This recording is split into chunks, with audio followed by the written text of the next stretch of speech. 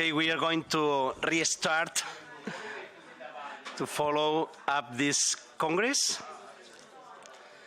And I would like to ask Regina Maroncelli if it's possible to go to the floor.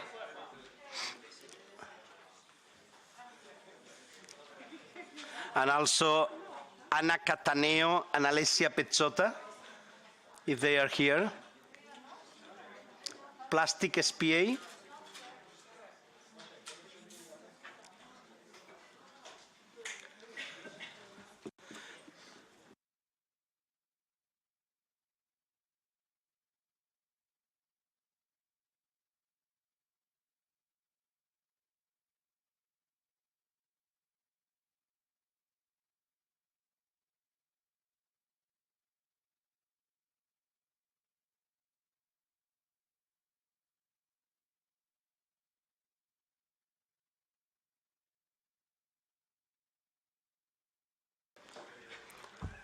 Then we are going to start with Regina Maroncelli again.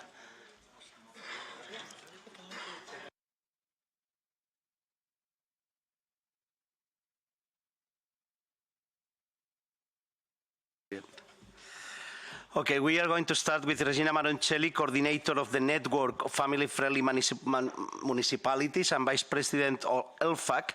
And as we announced in the beginning of the Congress, she's going to give a presentation about this new initiative, the European Network for Family-Friendly Companies. Thank you, Regina. Okay. Thank you very much. It's nice to see you again here. Have you got your coffee? Hope so. Okay. Now, I would like to introduce this. That is our project, our last project as ELFAC, and giving you some information about ELFAC for those that maybe don't know it very well. Okay, it was founded in 2004, and here we have the honor of having Laszlo Marki, who was one of the founders at that time, and Raúl Sánchez, of course. He's not only the founder, but the pillar of the Confederation. Now, the Confederation is based in Barcelona, but it counts 24 associations from 21 European countries. But this is an old data because we have grown from last time I checked this information. And now we have also associations from Finland, Sweden, and Ireland is here. We have Diana here, who is working to establish one in Ireland. Okay, our mission is to value large families as a precious resource for society, and we support the role and the value of large families in particular, promoting it and in every environment.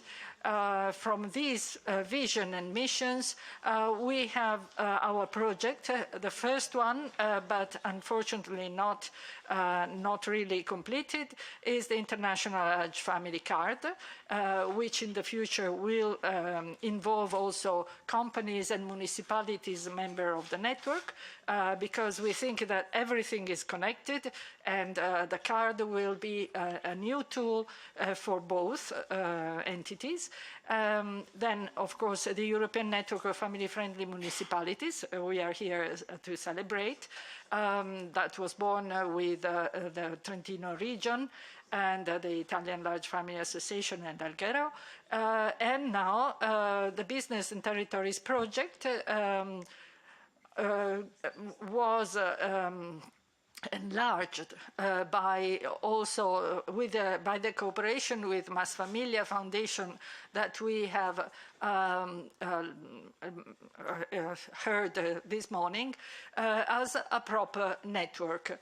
So now, before, until a couple of years ago, we were asking companies to become partners of the network of municipalities with the idea that all the stakeholders are helping the municipalities to improve the environment and make it family friendly. This was an idea that met the interest of some companies, and we started talking with them.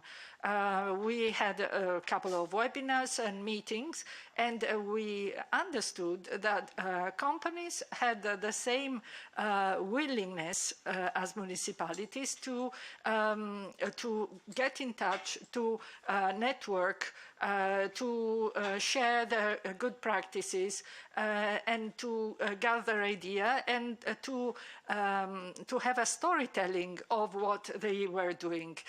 Some of them, I'm sorry that the company is not here at the moment. I hope everything is fine because the two ladies were supposed to be here an hour ago.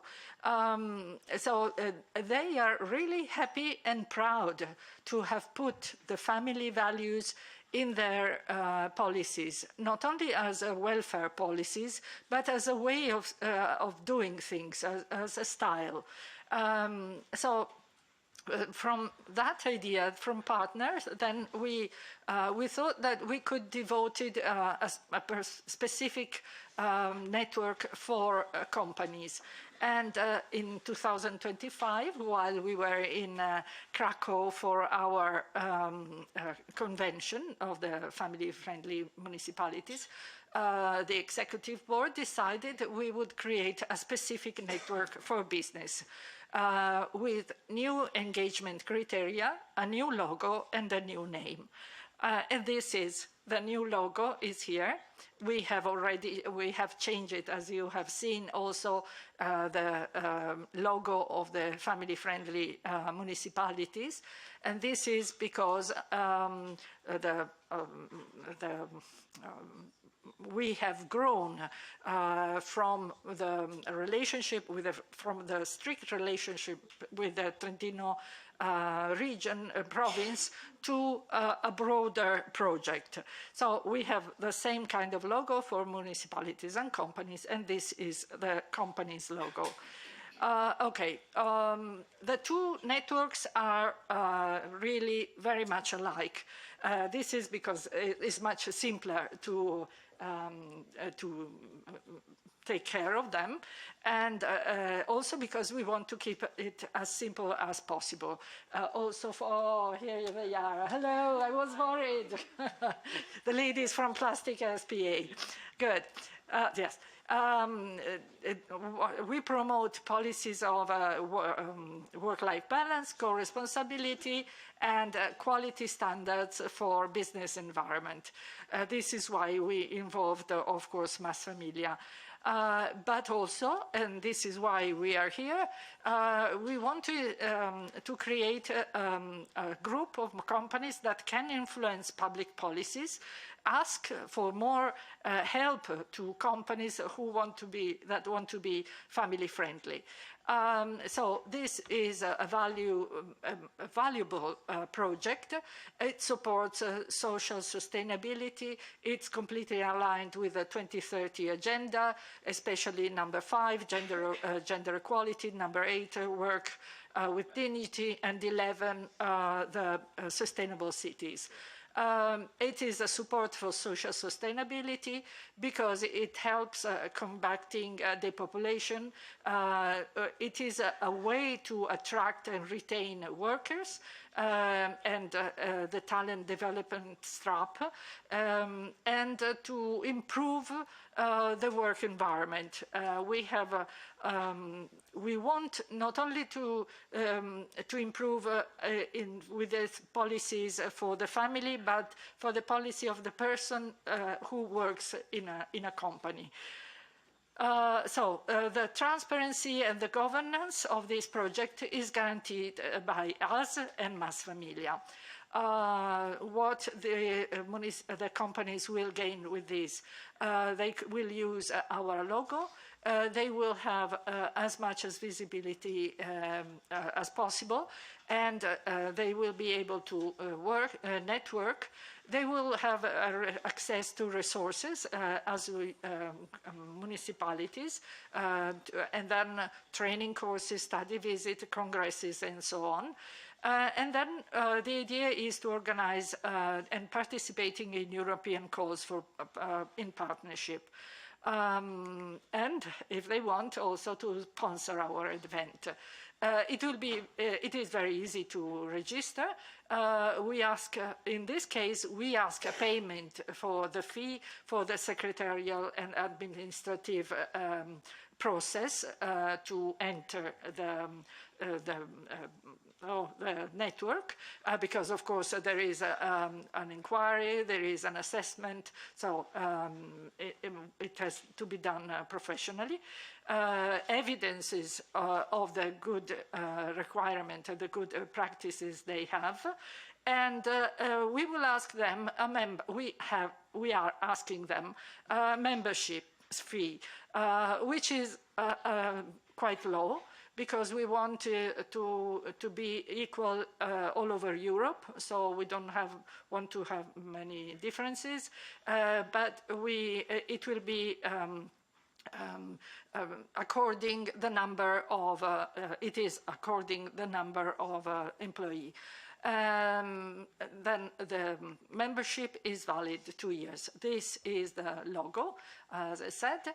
The criteria, with the help of Mas Familia, the 10 criteria that are for municipalities are still 10, but they are organized in different way.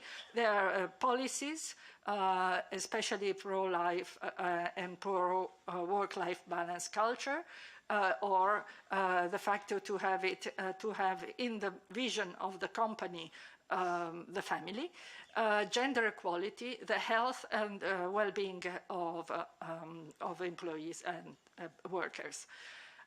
Then we will ask what the company do according the quality of employment, work flexibility, what services they have to support family and workers, the way they have, what they do to develop the personal, the workers under their professional and personal point of view, how equal the gender opportunities are, or if they have products for families, how is their internal and external communication, how much they involve their employees, how much they speak with them, and how much they communicate their family value also outside. And we will ask, them indicators about how many in the share of fathers, mothers, and things like that, so that we can monitor if there is a growing or a changing of natality or marriages within these policies. This is very interesting. I can give you a data. The Italian Federation of Medical, the Farmaindustria, it's a very big association of industries about pharmacy. They have almost 90% of companies having a very good welfare, corporate welfare for families, and they have a natality rate of 1.8. In Italy, the natality rate is 1.2, so 1.12.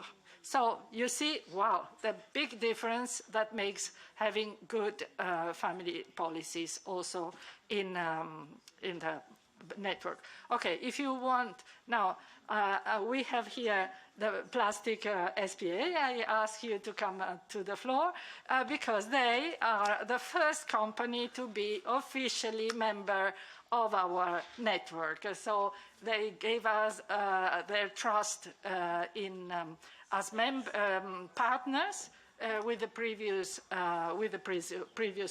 project, and they are still in this boat, and so I'm very grateful for that, and I let them talk. Okay.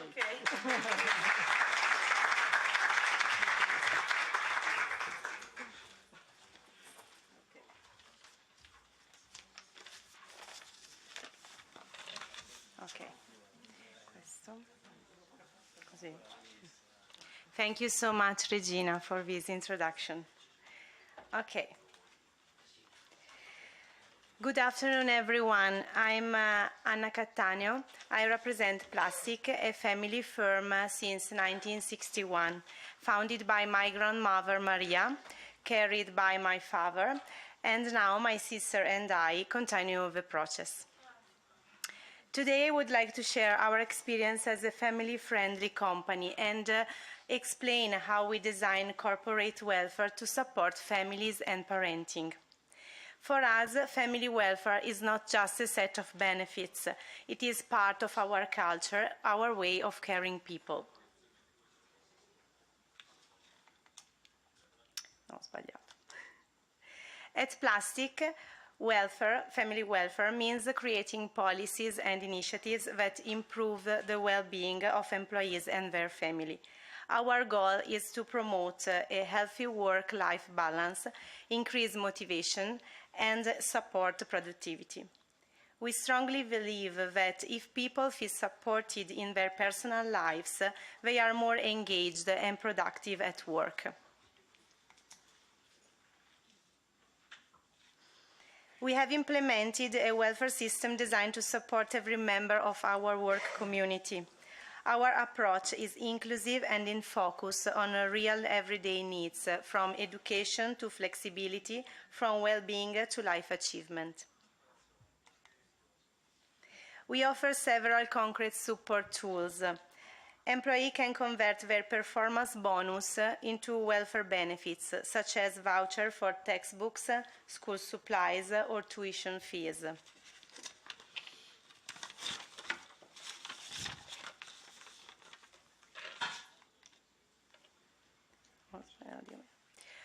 We also pay part of summer recreative costs, helping families manage children during school holidays. In addition, we provide a scholarship for employees' children and offer internship and work experience program for students. We even involve them in international trade, giving them early professional exposure. All these actions are designed to support education and future opportunities. We also support important life moments. Every new parent receives a birth kit with essential items and a letter of congratulation. In the case of wedding, we provide a wedding bonus. Building a real corporate community is very important for us. We organize at least 2 family-oriented company events each year, such as open days, where employees can bring their families to their workplace. This moment boosts relationship and creates a sense of belonging. This year, for example, we are celebrating our 65th anniversary together with our employees and their family, creating special events for this important occasion. We offer his in-house library, free postural exercise classes, and nutritionist sessions for employees and their children. We also organize a shared experience such as parent-child activities, like escape room with safety topic. Our goal is to support physical, mental, and relational well-being.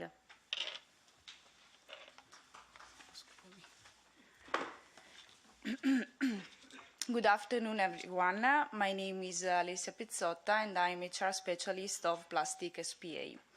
Now I introduce the topic of working hour flexibility. Flexibility is essential for modern families. So we offer smart working and hybrid options, as well as flexible hours that allow employees to adapt working hours to family needs, such as taking children to school or caring for relatives. For us, flexibility is based on trust and responsibility. We also provide tax and administrative assistance through ASSOCAF. Employees receive support for the universal family compensation, easy forms, and income tax returns. This service helps reduce bureaucratic stress and saves time for families.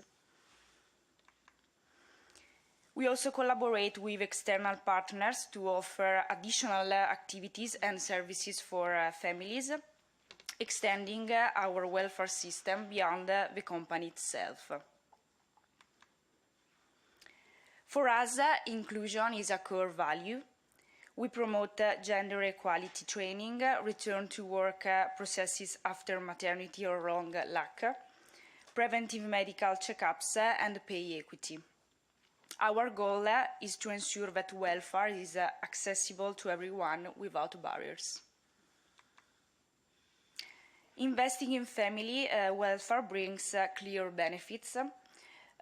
We see lower stress levels, reduced turnover, and higher employee satisfaction. It also fortifies our employer brand and helps the company to attract talent. For us, family welfare is not a cost, but it is an investment in people and in the future of the company. In conclusion, supporting families means investing in tomorrow. We are proud to be part of a family-friendly company networks, and we hope our experience can inspire other organizations to follow a similar project. Because when companies care for families, they help build stronger communities and a more sustainable society. Thank you very much for your attention, and we will be happy to answer any question. You can find our contact details on this last slide. Thank you very much. Thank you very much for this presentation and to be the first company to join this European network. Then please go here, just in front of the table, and Regina and Radek, if it's possible, to come here as president and coordinator of the network to receive your diploma as a first company member.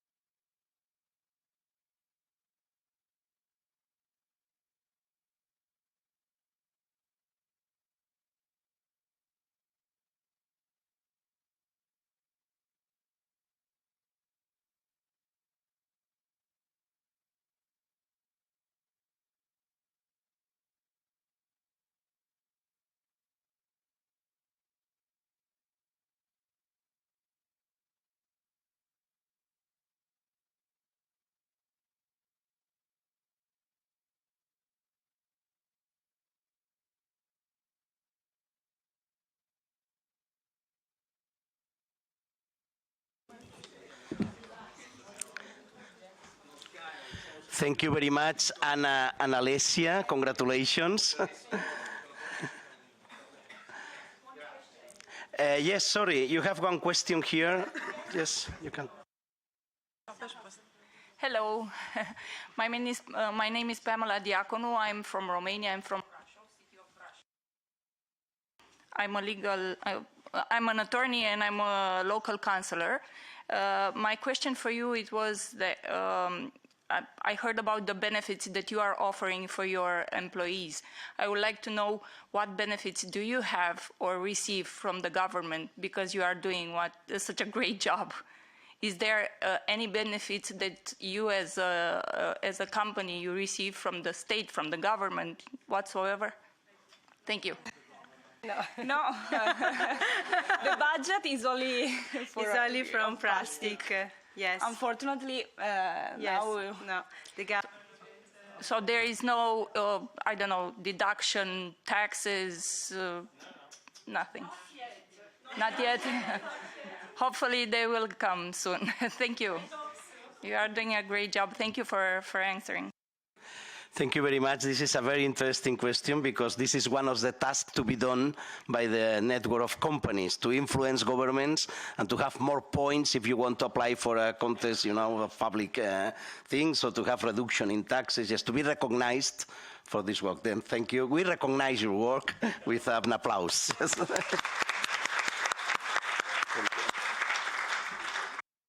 Then I invite to the floor Arpad Mesaros. I don't know if I pronounce well, but thank you very much to be here. because we know very well the excellent work you are doing in the King's Institute for Demography and Family Policies. Also because during our work in the European Large Families Confederation, always we realize that there is a very important lack of research and studies about large families and about family policies, and you are doing this task very well and being the opening the way for others. Then thank you, Arpa, to be here and to talk about this, your experience organizing this family-friendly settlements Expo. Thank you. Thank you very much. Good afternoon for everyone. So exactly, today I'm not here to introduce the Hungarian family policy, but I'm here to introduce to you a very new and very important event held in Hungary. Last year, the city of Tata was hosting the Family-Friendly Settlements Expo, but the event itself was organized by our institute, the Kopp-Maria Institute, and this was the second time that this event was held in Hungary for family-friendly settlements in our country. The aim of this all-day professional and family event is to showcase the good practices of municipalities, professional and civil organizations working in a family-friendly way, and to strengthen cooperation in the service of families. The initiative was launched in 2024 by my Kopp Institute for Demography and Families, and our president, Tünde Fűrész, used to say that family-friendly Hungary is a treasure worth living and working for. This is why the Family-Friendly Settlements Expo in 2024 was launched, aiming to present the cooperation formulated in the Cardinal Act on the Protection of Families in Hungary.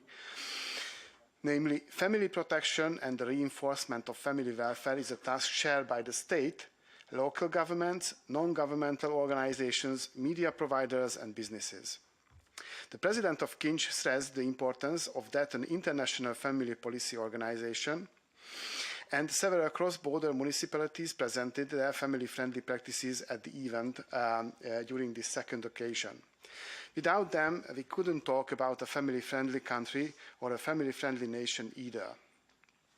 But before going into the details, let me say a few words about our institution. It is a publicly financed think tank. Thank you. Okay, thank you. A publicly financed think tank which was founded in 2018, and we are providing publications, analyses and research on population trends, family relations, mental health, welfare of families, and we are producing information about innovation in family studies, and we are cooperating also with universities in Hungary, and also with municipalities, also with non-governmental institutions. And when we are talking about this institution, we also all the time mention Professor Maria Kopp, our name giver, who was a psychologist and who stressed the very important message. And I do believe that it worth to recall it. Let all children wished for be born. And I do believe that it is a very important message, and all the municipalities and non-governmental organizations and partakers during this meeting in Tata were in favor of this message to be fulfilled in Hungary. Also, I wanted to show you two charts. One of them, the first is about the willingness to have children in the world. And we can see that Europe, which is the gray one,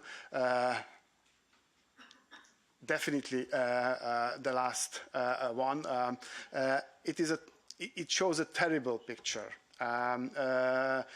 And also the proportion of children born to married couples, we see that there is serious decline in Europe, in most of the European countries. We are very happy that in Hungary we could reverse this trend somehow, but I do believe that it would be a very important message for all of us to emphasize and recreate an environment where children could be born in marriages in Europe. Also, I wanted to show you that about the Expo, we produced a publication in English. I'm sorry that I have only one, but if you can, if you would like to have a look at it in a printed version, you can see it. But it is available in our online library also, where we have a lot of publications provided not only in Hungarian but in English also, so you can learn about our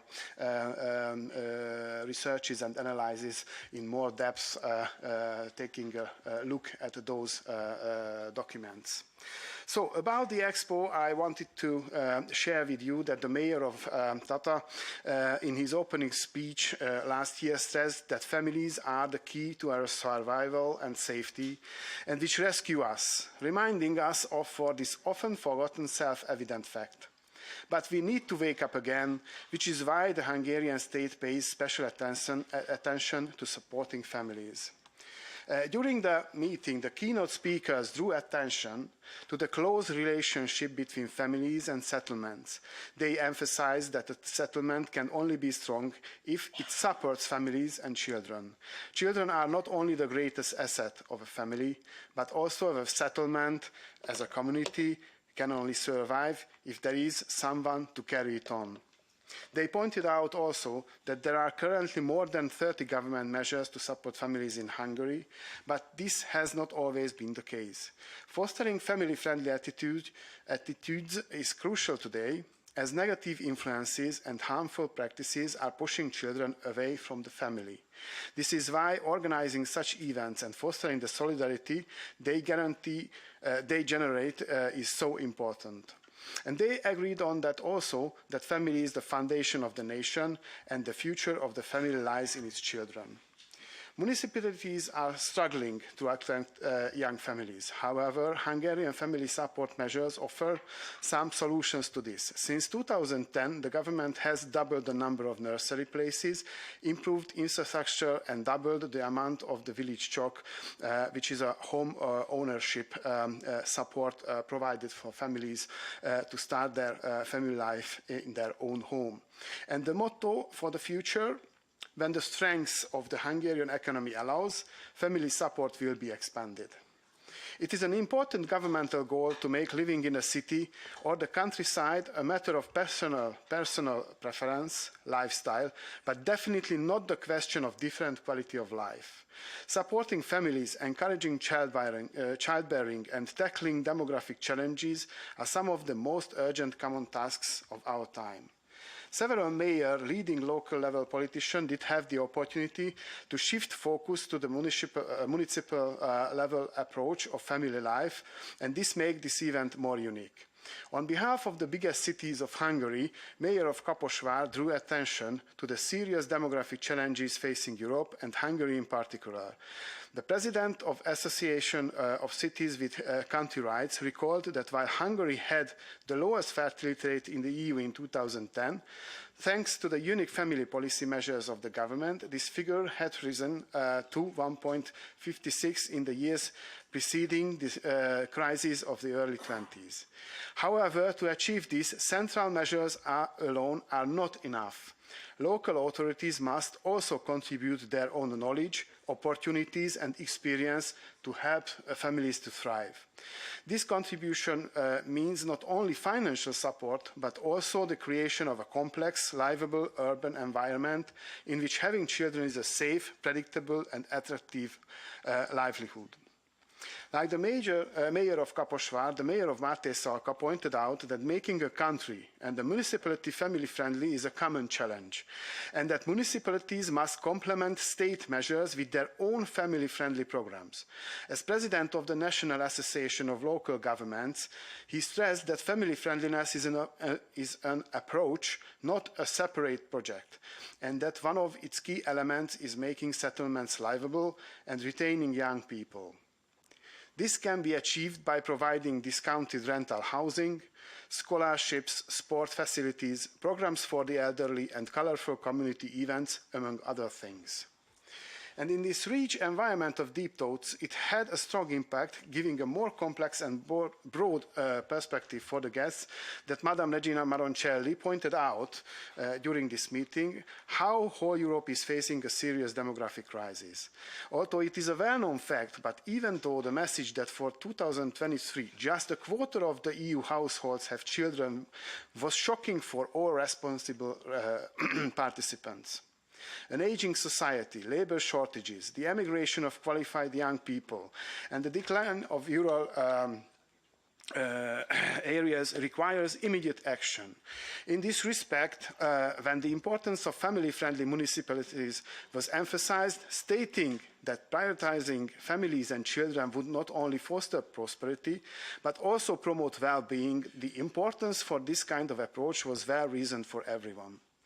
In the heart of the Expo, there were several roundtables focusing on family-friendly cities, the family-friendly towns, and even for small settlements, searching for answers for the questions, what makes a good family-friendly settlement, what best practices are used in our cities, towns, villages. In answering those, we can see that municipalities that operate in an age-friendly way are working for all of us. Recognizing and nurturing talent is the most important key to building the future. It is of the utmost importance that people not only live next to each other, but also form a community and join together. Several municipal programs serve community building. It is useful also when city administration aims to provide families with the necessary infrastructure and various forms of support, including grants to help with the cost of starting school. The real treasure of small settlements lies in their communities supporting each other. Supporting families is the most important factor in village life, alongside infrastructure development. An essential priority is to rebuild traditional family-friendly values and the sense of community in the village that could be help of bottom-up initiatives.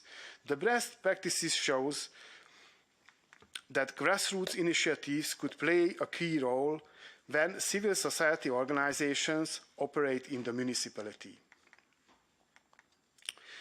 The most important result to take home of such a kind of assembly could be in the exchange of information and the best practices, what could one municipality learn from the other, what is successful and what is not. Sharing some of them can give us a good picture of the usefulness of the Expo-like meetings, not only from a principal perspective, but in everyday life practice also. In ASAR, in the municipal institutions, staff working with children are allowed to work flexible hours, either partially or entirely, or to work from home.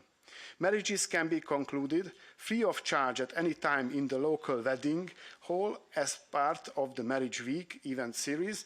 They celebrate couples who have been married in the town for a long time and organize a variety of marriage-related programs for local residents. The municipality pays special attention to supporting older people also. Meals are provided for residents over the age of 65 and those in need due to their health, and local carers provide personal care and social assistance as part of a home help service. In Hévízgyörök, the municipality pays special attention to supporting families in their everyday lives. In line with this, the Becoming a Parent program series was launched for future parents.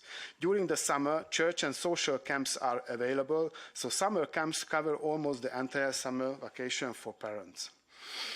Programs of Kecskemét include a discounted land sale program, a new rent subsidy program, free nursery care, for example. In Komárom, one of their comprehensive projects aimed to increase mobility among young people and the elderly. The plans for school children were based on a detailed survey with the aim of ensuring that pupils are physically active for at least 1 hour every day.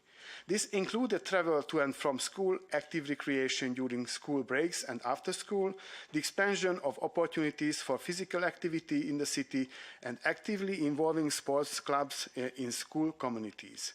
Komárom is doing its best to help single parents and families raising children with disabilities with targeted measures. Miskolc's family-friendly policy is diverse, striving to support everyone from families with small children to those with several children through services, discounts and community developments to make the city more livable and homely for families. Targeting especially parents who are raising their children alone, who are raising several children who are not yet of school age, or who are struggling with depression, health problems. Százhalombatta supports young people to stay in the area and find housing, helps create jobs, and ensures the well-being of the city's population. Thanks to a successful baby program, families with small children receive a newborn baby package, significant financial support, and a new tree. For the sake of children's health, the local government of Százhalombatta provides nationally recognized free annual health checkups for kindergarten and school-age children, including eye and orthopedic examinations. Tata pays special attention to the well-being of families living there and the family-friendly and smooth operation of services available to them. In line with these efforts, for example, couples who were born in Tata or have a permanent address, they are entitled to a free wedding ceremony in the city. In the morning of the second family-friendly settlement expo, several cities, villages showcased their values. The settlements welcomed visitors with stands, interactive programs, and activities for children. But not only municipalities are important, a broader perspective collaboration may have a very positive effect. Professional and civil society partners committed to supporting families like the Hungarian Health Visitors Professional Association also presented their programs, good practices and support services.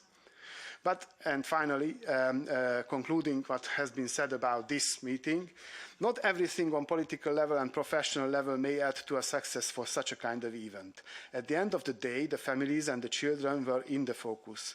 Following the professional programs, storytellers and dance and music groups entertained the little ones and their families, because living in family means living your life fully.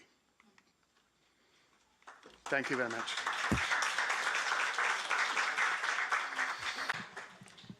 Thank you. This is really a very interesting initiative that we have to copy, I think, in most of our countries to show all the things that municipalities or other entities are doing for families all together in a place, and families can join. Then thank you very much for this experience. And now I invite to the floor Juliette Schmetz, it's here, yes, to talk about another very interesting project, because we were talking about the problem of housing, and there are some interesting experiences, I know, in Trento and in other places of co-housing, and there is a very interesting project, the Calico project of co-housing in the region of Brussels. Thank you, Juliette.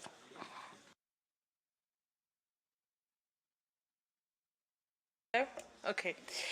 Hello, my name is Juliette and I'm working at Community Land Trust Brussels. Thank you very much for inviting us today.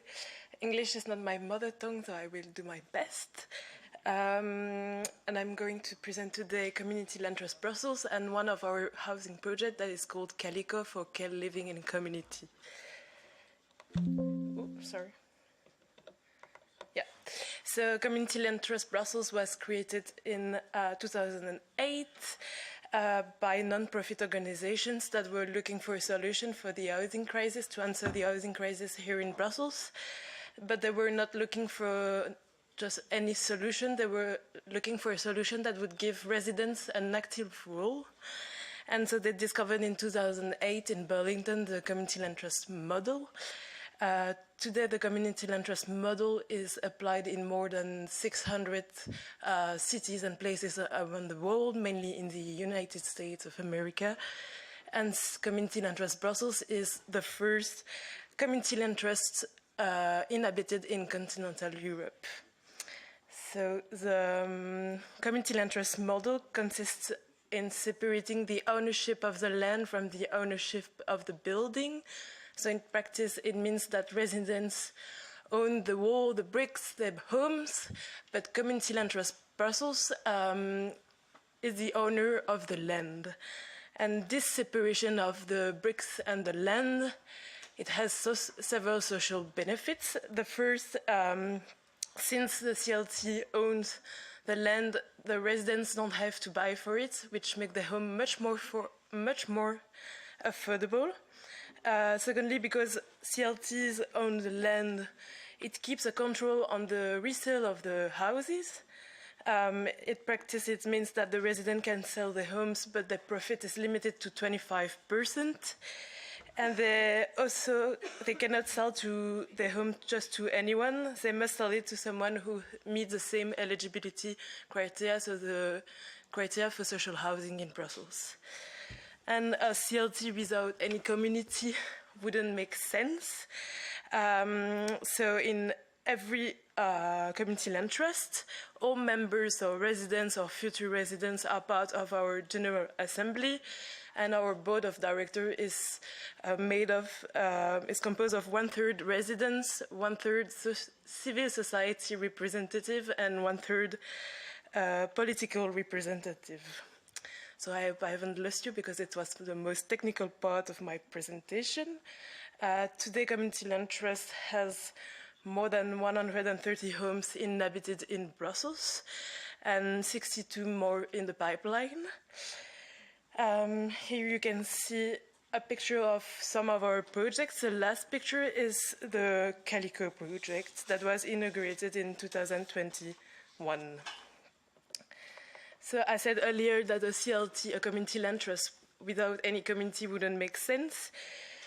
This is why our work is not limited to the production of affordable housing, but also extend to community work. Here you can see a picture of our community during our general assemblies. So community work at Community Land Trust Brussels, it takes shape in two main ways.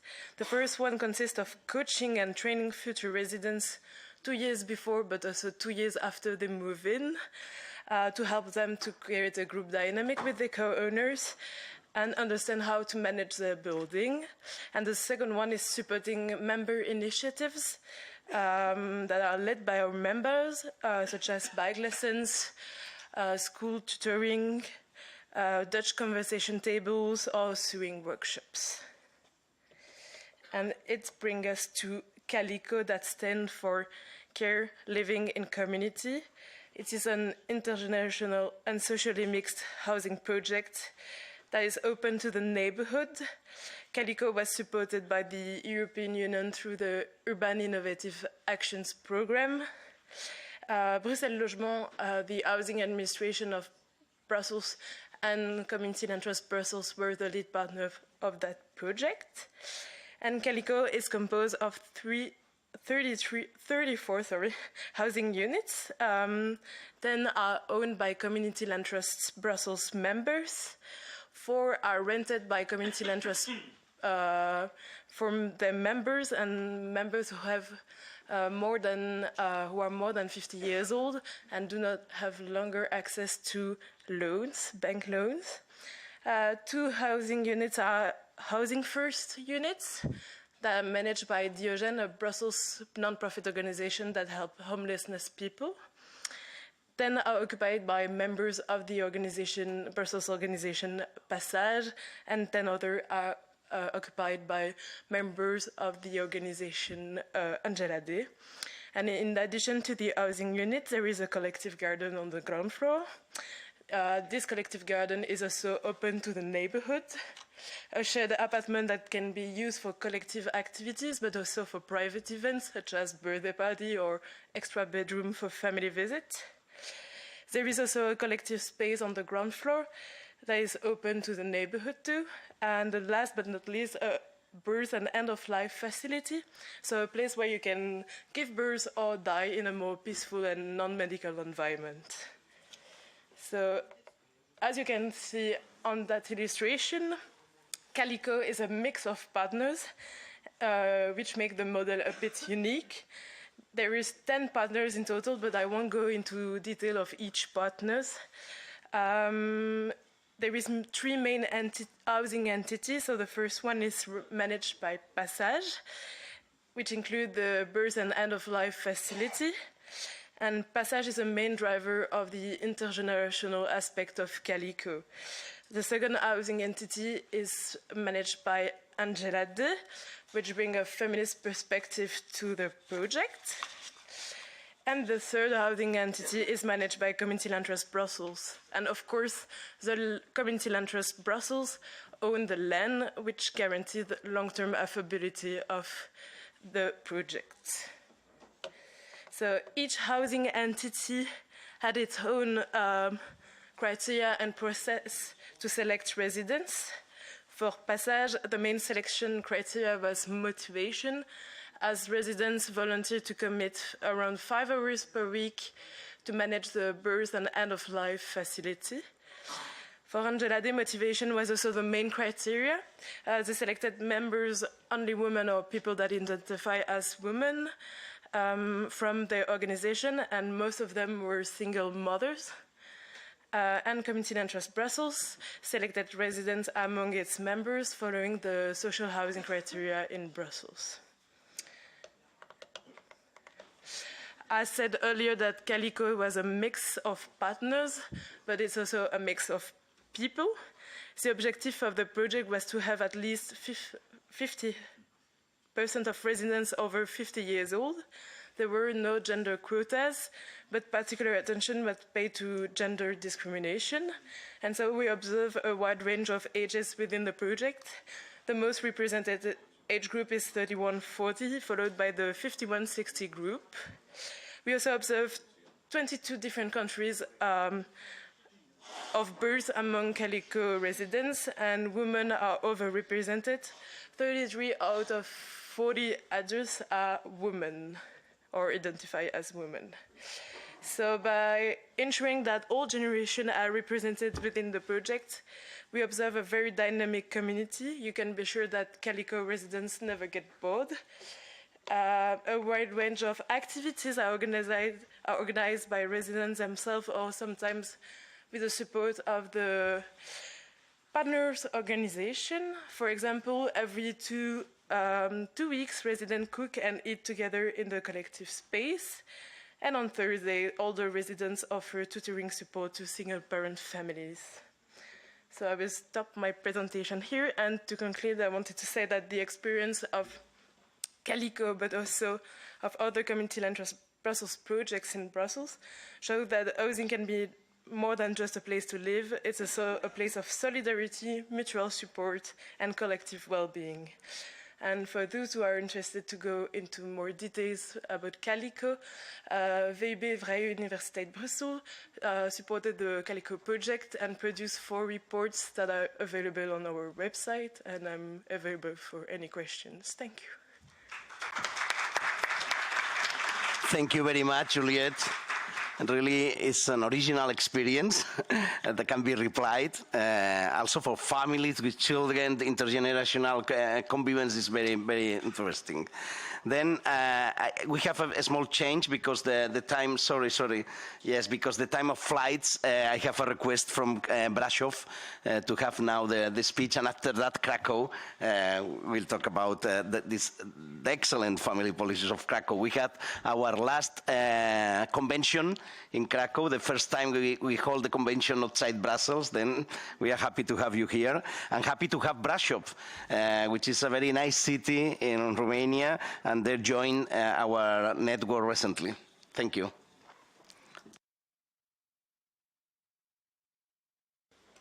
Thank you. Good afternoon, everyone. My name is Pamela Diaconu. I'm a local councillor within the local council of the Municipality of Brașov. I'm truly honored to be here with you and to meet you and to begin what I believe it will be a valuable and meaningful collaboration within ELFAC. Through this presentation, I would like to briefly highlight the commitment of the city of Brașov to family-oriented public policies. Over the years, through consistent and targeted efforts, Brașov has earned the title of family-friendly city, and a recognition that reflects both our values and our long-term vision. In this context, I would like you to present several key initiatives implemented by the Municipality of Brașov in recent years. Okay. I will leave this at the end, and I will start with this program, which is called Newborn Kit.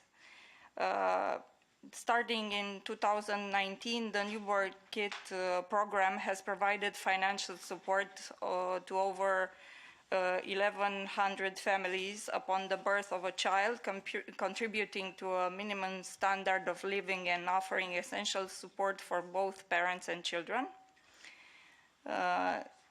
Since 2021, the municipality has supported families with children aged 0 to 3 who are not enrolled in public nurseries and whose parents return to work. Through this initiative, over 300 families, grandparents, and received allowances for raising 374 grandchildren, while alternative financial support was offered for private early education services when family-based care was not available. Another long-standing initiative in this first school bag program, implemented at municipal level since 2015, is the first school bag program designed to prevent early school dropout and to support families. And in this program were distributed more than 40,000 school bags to children on their first day of school between years 2015 and 2025. Another program which I recall and I would like to offer you information about is the social housing solutions and financial assistance for families in vulnerable situation, ensuring access to safe and stable living conditions. I will go further with the fact that Brașov has also developed daycare centers for children offering free educational and emotional support services, rehabilitation therapies for children with disabilities, and as well for they offered hot meals for children who spend more than 2 hours per day in those centers. Furthermore, I will recall and I will mention the after-school programs, which are partially subsidized from the local budget, and they provide a safe and supportive educational environment for children while significantly reducing the final pressure on parents. And the final program which we implemented last year, and we are very happy to announce it, is this program which is targeting large families, and it was voted in the Brașov Council in 2025, and this program is giving a couple of benefits to the large families.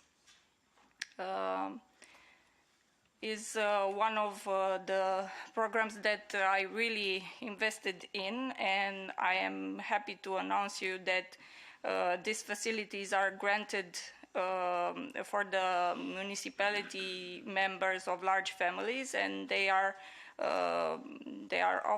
offering about 50% discounts in the fees charged for accesses to Brașov Zoo, theaters, Philharmonica, opera, recreation and entertainment center, and sports infrastructure, and Olympic ice rink. These initiatives in my behalf represent only a part of our outgoing efforts. The recognition we received today honors us, but also strengthens our responsibility to continue developing family-friendly policies in a more dynamic and sustained manner, in close cooperation with our partners at national and European level. Thank you very much for attending. Thank you very much. A lot of activities you are doing and a lot of services for families, and that's very good. It's a municipality centered on families. And now, yes, I invite Krakow, Marzena, Paszkot, and Malgorzata Wawrzynska. I don't know if I pronounce well, but from Krakow to talk about the good practices you have an open, family-friendly city.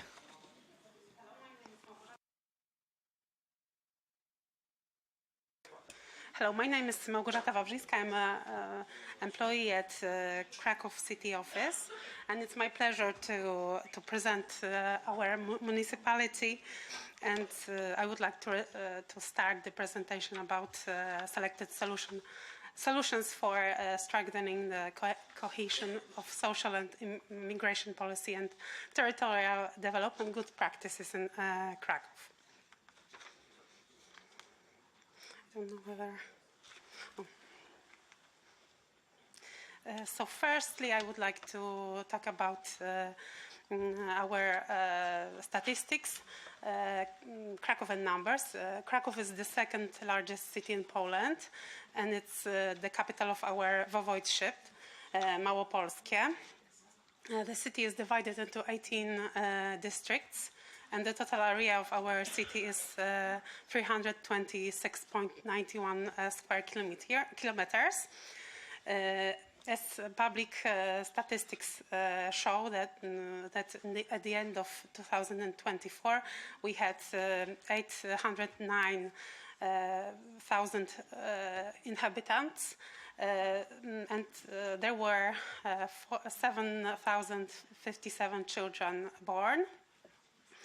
The number of residents increased by 2,067 people. Krakow has positive balance of international migration, the highest in our voivodeship. What is interesting, in Krakow live 146,085 families with children, according to data from the National Population Housing Census. And then I would like to present the strategic programs of the Municipality of Krakow in the field of family policy. We have two main programs. The first one is Family Support Program, and the second one is Strategy for Solving Social Problems. The key areas of Family Support Program are improving access to social, educational, and healthcare services. Here we have interdisciplinary cooperation between the city and NGOs. As also we are supporting families in crisis situations such as health-related, parenting, socioeconomic, and migration-related. And we also provide specialized support for families raising children with disabilities. We also develop daycare centers, and the activities carried out by community animators and street workers. As it goes to strategy for solving social problems, the target groups are families with children, seniors, individuals and families at risk of social exclusion, persons with disabilities and migrants. We integrate here family policy, migration policy, and prevention of poverty and social exclusion. Right now I would like to present good practices in the field of integration of social and family policy, migration, and territorial development. The first one is parents' clubs for families with children under the age of 3. Parents' clubs are spaces where parents with children, in particular those under the age of 3 and expecting children, can meet, and they can develop their skills, and as well parents and children. There are a total of 50 parents clubs in Krakow.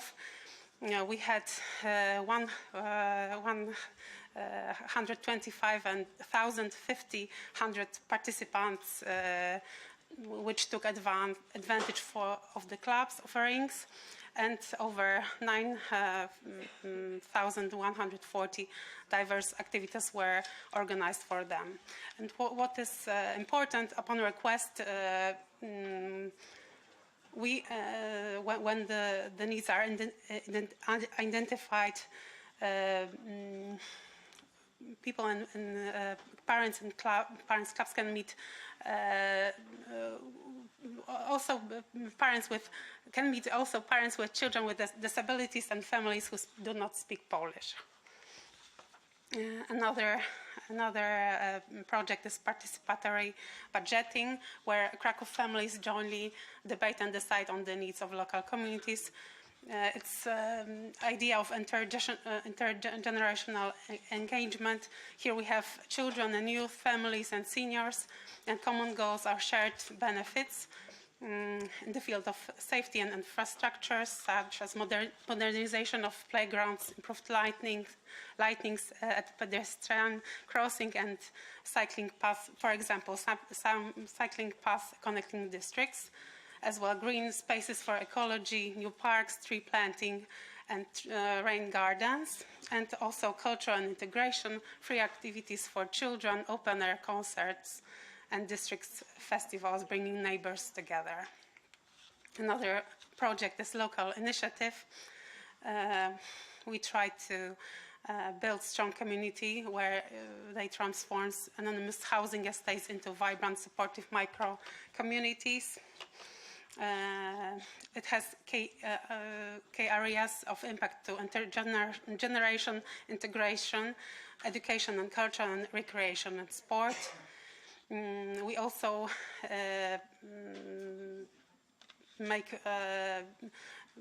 we try to bring children and youth into practical civic education. Another project is innovative family support centers. Krakow, in cooperation with social partners, is developing a new network of families and children support centers. The cost of it is 14 million of Polish zloty. In euro, it's 3.5 million. We have wide target groups, families with children up to 18 years old, parents, caregivers, couples, and children in crisis. It's easy access, the possibility of self-referral or referral by institutions.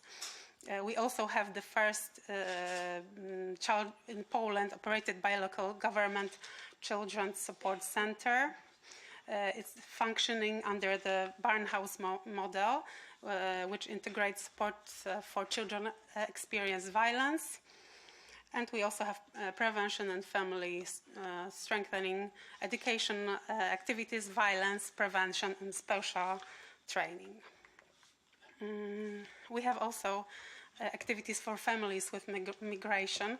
As it goes to foreigners, 15% of Polish inhabitants are foreigners. Especially it developed during the outburn of war in Ukraine, so we try to help them. We have Krakow Integration Trail. It's implemented by the Municipal Social Welfare Center in Krakow. It is co-financed by the European Social Fund. And as a part of the project, 400 foreigners are covered by social assistance. We also had professionals such as integration assistant, whose role is adaptate support, administrative assistance, legal and psychological counseling.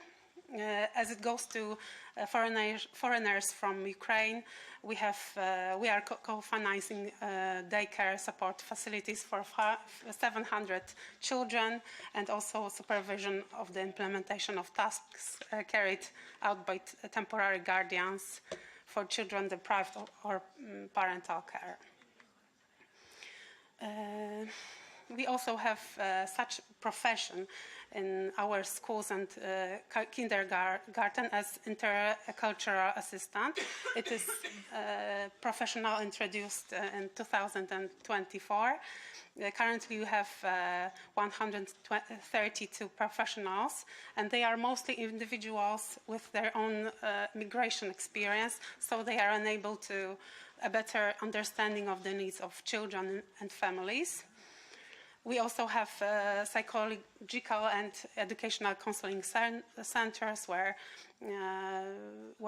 children can find support, as well as youth, families who can adapt and integrate to our community.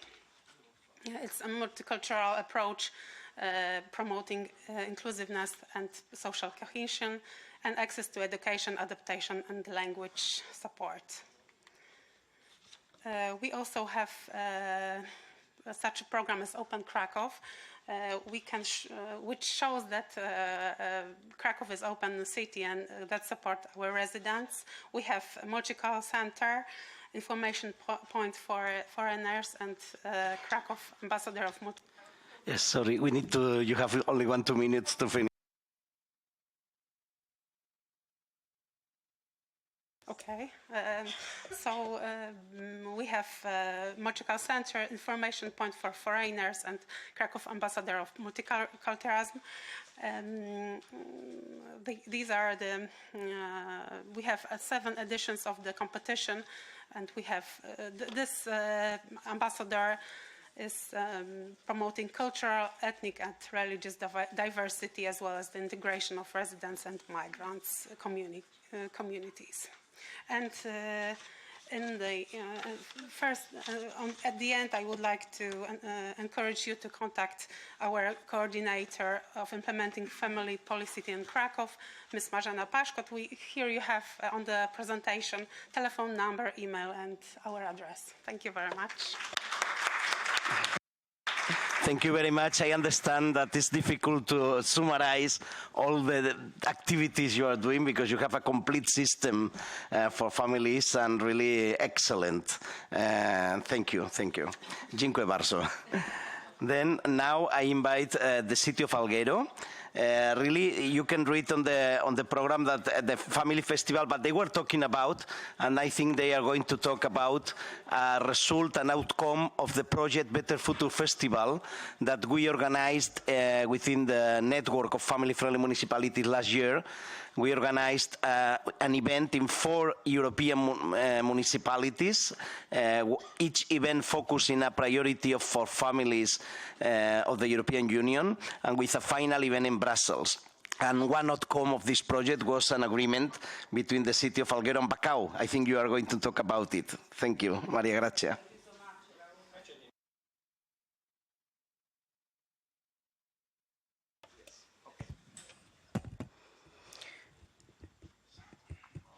Good evening. Okay, it's okay.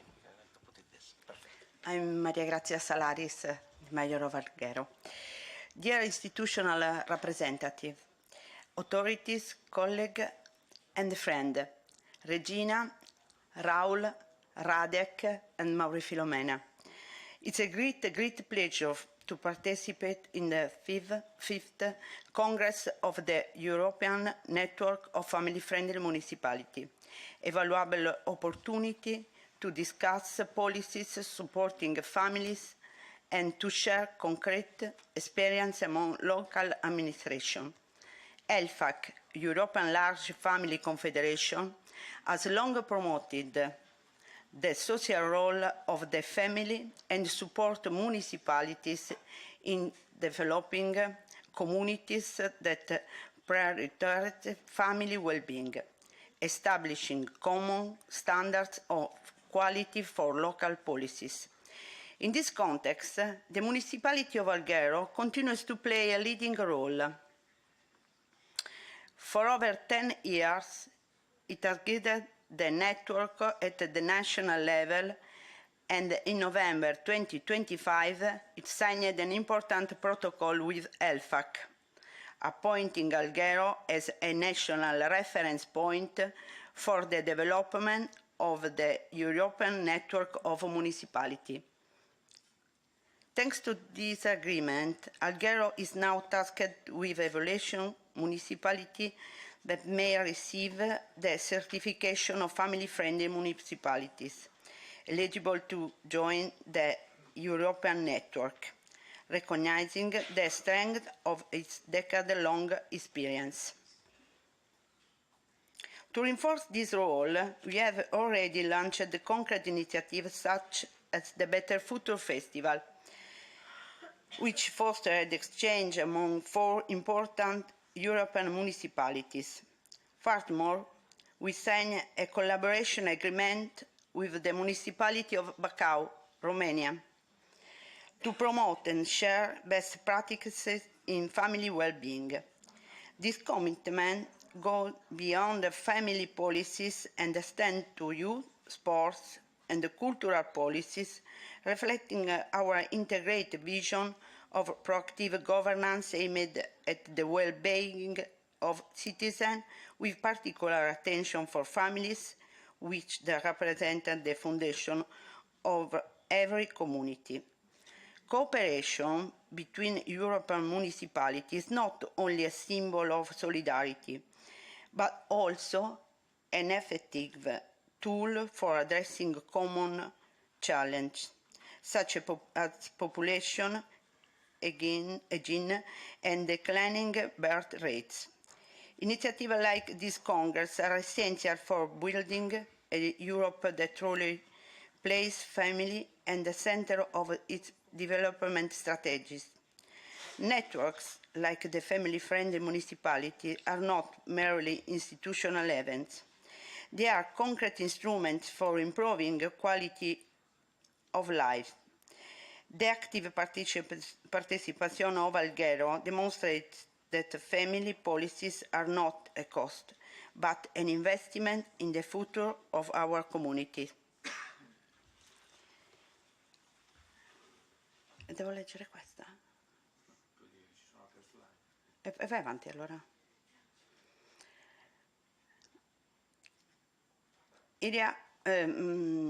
Joint project between Alghero and Bacău will foster innovation, allowing both municipalities to leverage their unique strength in addressing family well-being, challenge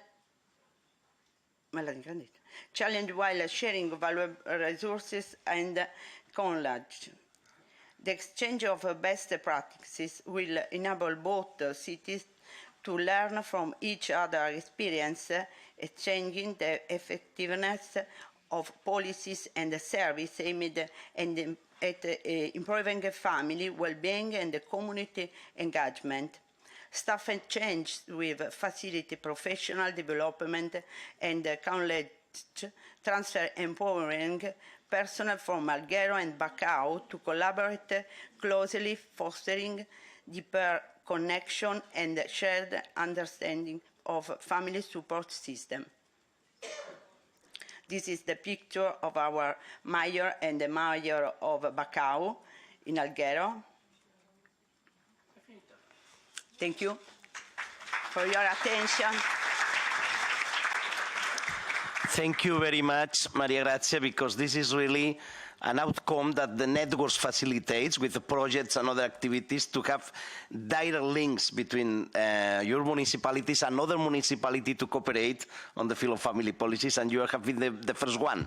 Then thank you very much to Alghero and to you. Perfect. Then we are going to the coast of the Mediterranean Sea, where the city of Castellón de la Plana is there, and Alberto Vidal, member of the City Council, is going to talk about, I think, the House of the Family, a very interesting project in the city. Thank you.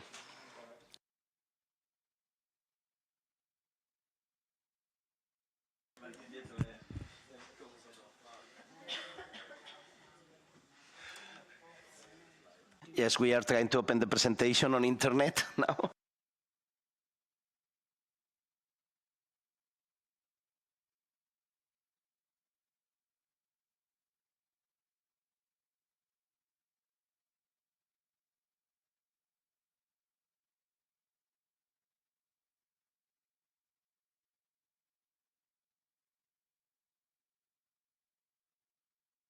Sorry, we are going to change because we have problems with the presentation now.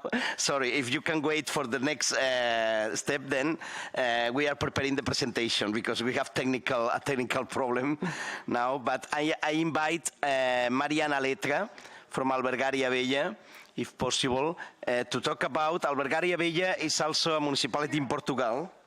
And he's going to talk about demographic change and territorial cohesion.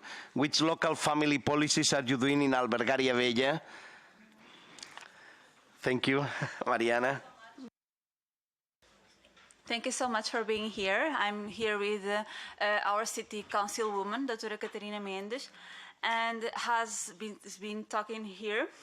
Our population is been increasing, but the youth population has been decreasing, and the older ones are also increasing. Right now, 20% of our population is composed by people with 65 years old or more. Why do you believe that we have several persons coming to our city? Because we have a strong industrial area with significant company growth. We also have a set amount of workers in the industrial area. We have a huge return of Portuguese descendants and a strong tradition of welcome immigrants. We also are nearby Aveiro and Oporto, that are also huge cities in Portugal. And so we believe that we have this kind of geographical attractiveness. Regarding to foreign population, our nationalities and these migrants are also increasing in Albergaria Vella, and we do believe that right now these numbers are below what you have right now, because we have several services that are targeted to meet the immigrants' needs, and we have having a lot of meetings with them. What do you do and what do you believe that is a priority to settle the families in our city? We do our best regarding to housing support, family measures. We also have the lowest benefit taxes in the municipality. We have a huge services to help people with employment, and we want our families to have a major income. Right now, I'm going to present, during this presentation, I will talk about some projects that we have in our municipality that are managed from the City Council, are our brand. And one of them is the municipal project, Aprender a Ser, and it aims to promote school success and the psychological well-being of children and young people. Our main objectives are to identify early learning, communication, and psychological adjustments difficulties. Sorry. We need to access and monitor and refer students with specific needs, and we want to strengthen our coordinations between schools, families, and community services. So this project is just in our municipality. It's financed by our city council. And we have 3 workers, a psychologist, a speech and language therapy, and also a social worker. What do you do? Our targets are the students with specific difficulties, and this project just has birth last year, and we believe that this project have some values that are shareable. So we have more than 80 appointments. These appointments are not that regular appointments that are insured by our government. So these 80, 100 appointments are meaning like 2 appointments for a week in our schools to address specific needs of people that till now are not being met in other ways. Another project that we have and is getting huge because it's online, so everyone can access to these projects, not just the people that are living and studying in Albergaria Velha.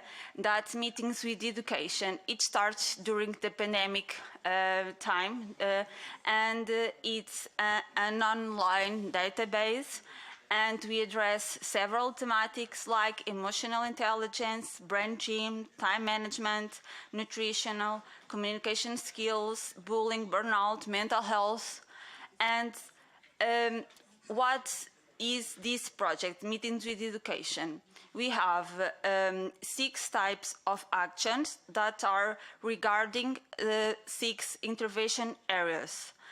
If you want to address educational content, we have published articles in our website, and these articles are written by specialists, investigators. In this online platform, we have several content regarding digital communication, and we want to be like a chat where people can talk about their needs in this platform. We have several training actions by to empower the parents, like the limits of technology, emotions, behavior, academic support. So it's more conscious parenting. It's getting very trending in Portugal. We also have training for teachers and for professionals. We believe that this kind of training and online training is a better way to manage emotional stress with the trainers, and we can give them behaviors and skills. How can they work in their daily routine? We have several campaigns raising awareness about the youth and workshops with several thematic sessions. And we also have a school-based intervention. Like we have this platform, but we also have work in our schools. Now regarding to other targets people, not just the youth, and likewise it was been talking here about housing. Housing is a huge social problem because we have these industrial area, and we have several young couples that are trying, they want to live in Albergaria Velha because we have the university nearby. And so we have the local housing strategy. It's a municipal level, and it's aligned with our rehabilitation plan and integrated with other housing and urban rehabilitation plans. And last year, we completed the rehabilitation of 44 social housing units. We are building 90 new social units. And we want to, what is interesting, it's nearly 50% of our social housing is designed for large families. These houses have 3 or 4 rooms. So we want to provide and we want to meet the needs of the larger families in our city council. What we also have is the social support assistance services. This is now mandatory by law, but we believe that we should bring here because we provide social services to the people that are in needs, vulnerable individuals and families. And just last year we had more than 500 users, and 96% were Portuguese. Another services that we have is a social radar. It's not mandatory by law, but we have three persons that are working just in this project. And for our city council, it was very interesting because it's a partnership approach to identify and address social exclusion regarding and targeting all ages, all families, all kinds of vulnerabilities. So we activate the local support resources. We target individuals, families and groups in situations of social vulnerability, including risk of poverty, exclusion or discrimination. We act during crisis situations. Right now, my colleagues are in the areas that are being flooded by the river. And we also act in crisis management. Last year, we supported more than 100 families that weren't accompanied, weren't supported by any other local resource. So we believe that this program that is financed by the government, it's very good for our city council. And last but not least, and here regarding to the integration of persons that come to Portugal, we have two services that one of them is AIMA, is a public authority responsible for immigration, asilo, and migration integration. We provide support with regularization, documentation, and integration process. These services is not mandatory by our government, but our city council wanted to have these services because we have our foreign population increasing, so with these services is a way to meet their needs. We also have CLAIM. It's another project that is financed by the government, and we provide free support services for immigrants, like guidance on regularization, nationality, employment, housing, health, and education. And per quarter, an example of numbers, we just have supported more than 500 persons. And the topics, the most wanted topics were about residence permit renewals, legal support services, nationality procedures, family reunification procedures, recognition and of foreign and driving licenses, and others. And thank you so much for your time. If you have any question, please, it's our email. Thank you very much, Mariana. A lot of services and policies, and now, yes, Castellón, we have fixed the problem in the presentation to talk about this specific project, the House of Families. You know that we have a database of good practices on our website. I invite you also to send to us these practices because we have like a template to fill in to this template to share all the information of these practices with other municipalities. Then Alberto Vidal is the turn of Castellón. Thank you, Raúl. They are representatives of ELFAC and the European Network of Family-Friendly Municipalities. They are a representative of the of the cities and those that they are here. Ladies and gentlemen, good afternoon. Well, sorry, first of all, for my English, that is a little bit rusty. The first thing is to present a little bit my city, that is Castellón. Well, this is the location of the city in the province of Castellón, the same name, not the province. And it's just next to the coast. It's a city of 180,000 inhabitants. Next to the Mediterranean Sea, we have more than 300 hours of sun. Then you are invited to come when you want. They are very, very, very friendly people there. And the project that I want to present is the House of the Family, La Casa de la Familia. It's a very simple idea that I wanted to do some reflections before. we all know how the virus of the individualism is isolating our families and individuals, to the point that some sectors even proclaim the need for the family institutions to disappear so that human beings may be more free. And that's the top of our idea of society. No?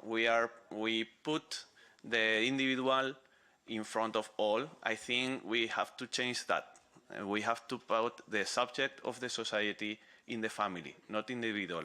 Why a single person, for example, in our democracy, has more strength voting, the same right, that two parents that have 5 sons, 5 daughters.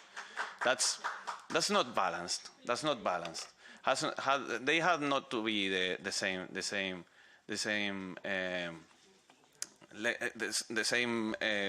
strength, no, in the decisions for the society. And in that individualism, we think that because human beings are not born in the middle of the space alone, suspended in the vacuum. No, we come to the world in a family, in a warmth, in a home. No, also in a community, but in a specific home with a specific family. No, and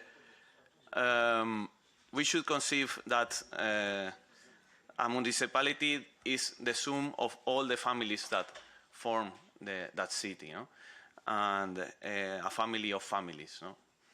But not just a family, no? It's a family of families, no? Of specific families, no?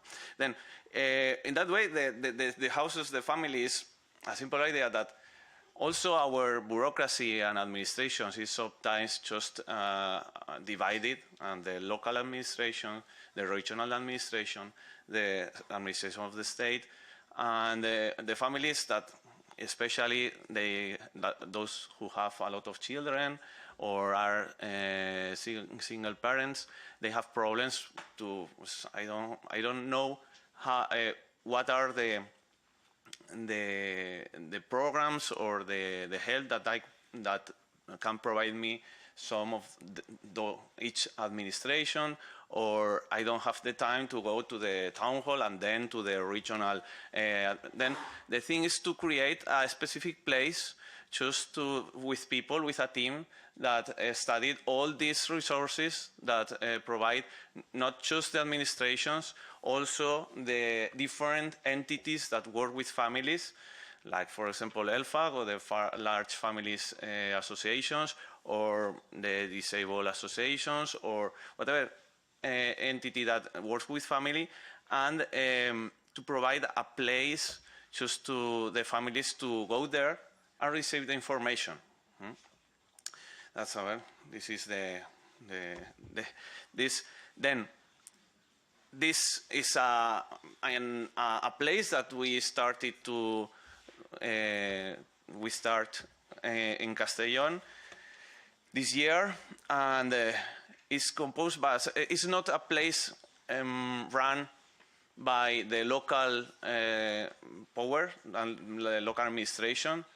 The local administration support 3 entities, that is FANUCAS, that is the large families association of Castellón, FAMOCOVA, that is the families, single parent families of the regional, of the community, Valencian community, where is Castellón, and also Más de Dos, that is another association, more than 2 in English.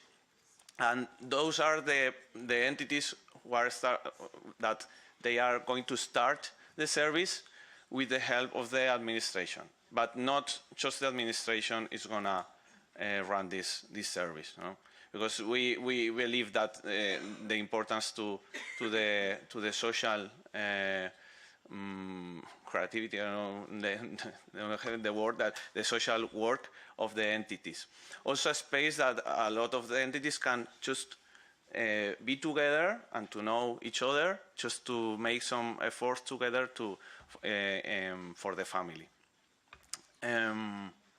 Also works in the other way, because the family goes to the house of the family and they can provide them about information, resources, formation, workshops, some help, and they can introduce some entity that can help their specific situation, but also in the other way, that the family can go and say, there are this in my city, I have these necessities. Then this team of the House of the Family works also in the connection with the administration. It's like a trade union for families, more or less, that in fact there is a specific idea, a key of this house, that is the Commission for Families, that is going to work like a family city council formed by the associations that wanted to participate, also some families that represent the families of Castellón, and that family city council is going to provide the other administrations of the information and necessities of the families of Castellón, but also the administration can have some information about the city and the situation of the city and all this, no? And this is the idea. It's a very simple idea. I think that we have to work in that way to put the family in the center, not just on policies, in the center of all our system, no? Because I think that's the way. Before we were talking about the problem that we are implementing a lot of policies and we are not having children in Europe, we are decreasing the demography. Yeah, because we put the individual in the first position. We have not to forget the individual, of course, but maybe change the order. We put in the first place the family. We change the culture, and in the same way that we are stopping to have children, I think if we change that culture, we is gonna be able to have to increase the population. No, that's our idea, and well, this is a little seed that we have in Castellón, and thank you very much for your time. Thank you very much, Alberto, to share with us this idea and initiative. Questions at the end, please, at the end of the presentations, because we are short of time. Then I invite now the Municipality of Galapagar, Madrid, also from Spain, if they can go to the floor. This Galapagar is one of the last municipalities to join the European Network Family-Friendly Municipalities. Then thank you very much to be here in this fifth Congress of the network. It's an honor to participate in this forum and share the model for childhood, youth and family policies we are implementing in our municipality, Galapagar. Upon assuming responsibility for these areas, we conducted a deep analysis of our public services. We discovered that we had an extensive catalogue of activities. These were isolated actions that were missing a holistic vision of the citizen's life cycle. The City Council must be more than just an organizer of leisure activities. It must be a partner for families. With Growing Together, con Crecer Juntos, we promise to be by your side from childhood to adulthood. Now, let's watch a short video where you can see this clearly. Raúl, ¿sí? ¿Tienen que ponerse los auriculares?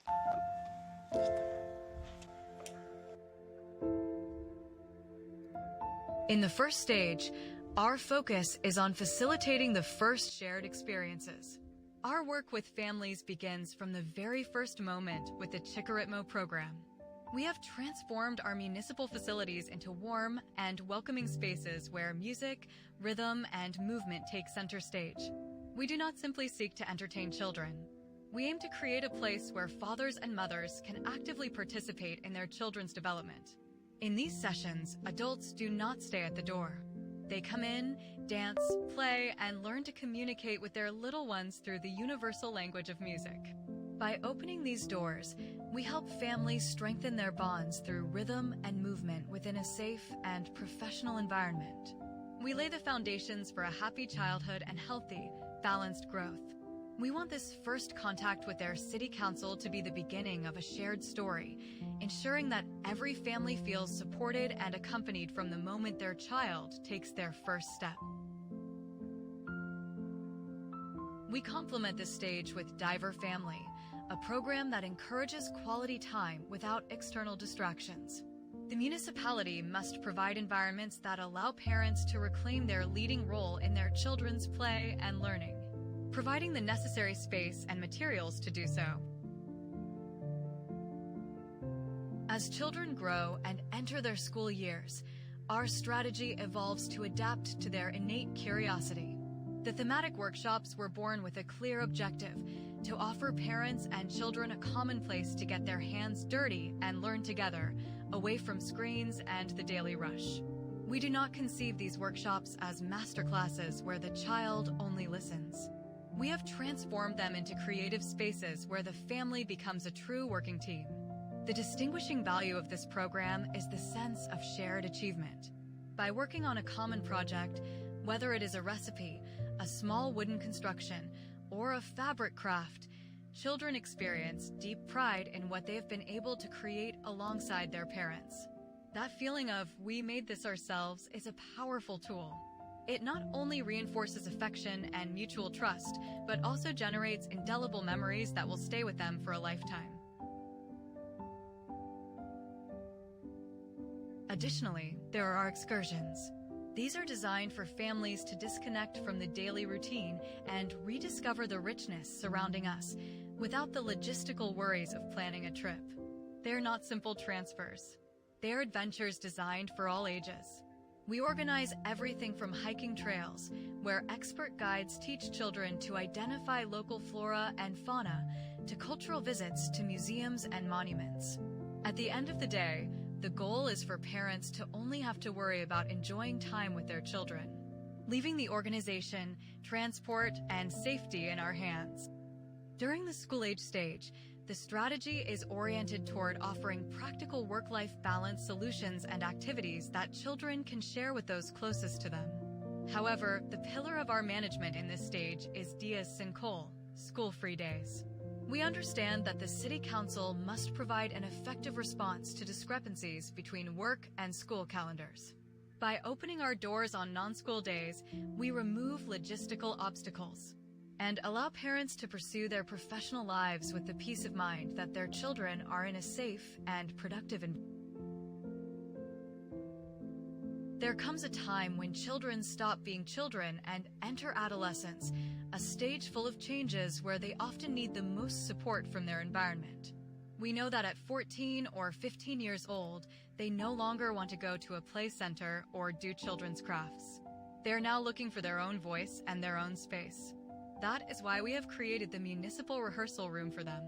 It is a place where they can meet their friends, start a band, and unleash their musical creativity. We want them to feel that their municipality not only cared for them as children, but also offers them the tools to fulfill their dreams today. This project reaches its most exciting moment during our local festivities with the Youth Band Festival. Imagine the pride of a father or mother seeing their child step onto the main stage to perform as an opening act for a great artist.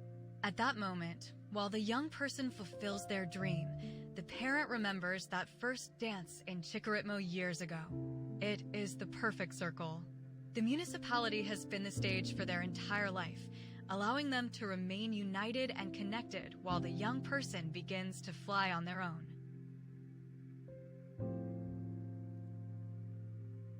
Even when our young people are about to fly on their own and start their own lives, the municipality's commitment to the family does not end. We are well aware that adolescence is not only a challenge for young people, but also for parents, who often feel disoriented by the changes in today's world. For this reason, we have reinforced the Accompanying Our Children program, a counseling space specifically designed for parents living through this stage of uncertainty. A commitment to the future. My goal is for the municipality to be the preferred place for families to develop their life projects. We have moved from offering isolated services to consolidating an environment of trust. Because if we invest in making families' lives easier today, we are ensuring the well-being and dynamism of our society for generations to come. Thank you very much. Thank you very much, Elena. You are the youngest municipality in the network, but you are full also of activities and a very complete cycle for all ages. Then I invite to the floor. All the practices are really very, very interesting. Then I think we have to follow until the end. We have only 3 more. Then Foligno model, the Foligno model in Italy, empowering families. Which is the Foligno model? We are interested to know.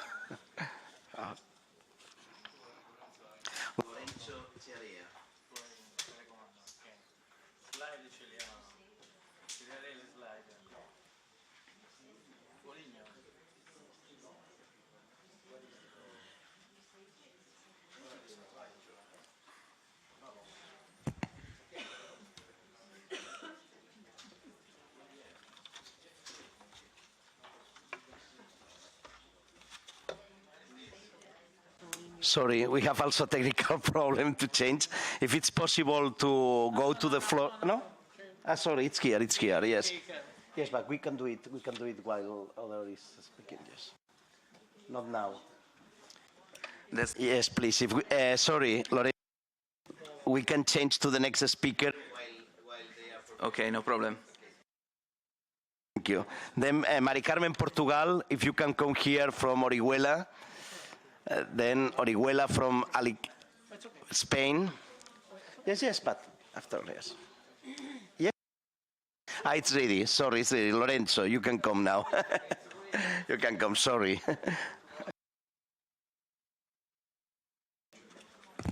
Thank you, Mr. Secretary. Good afternoon, everyone. It's a great honor to represent the city of Foligno here in Brussels. First of all, I would like to bring you the warmest greetings from our mayor, Stefano Zuccarini. He deeply regrets not being able to join us today due to institutional commitment, but he asked me to convey his full support and the commitment of our entire administration to the goals of this conference. Foligno is traditionally known as the center of the world. Beyond our history and our heritage, Foligno is today a city of high quality of living. Our natural landscape reflects our deep commitment to biodiversity and human well-being. Here are some pictures of our city. Our commitment is structural. Since 2019, when we were certified as a family-friendly municipality, in 2021, we have established a dedicated family policy office. In 2022, Foligno joined the European Family Europe Network, broadening its outreach.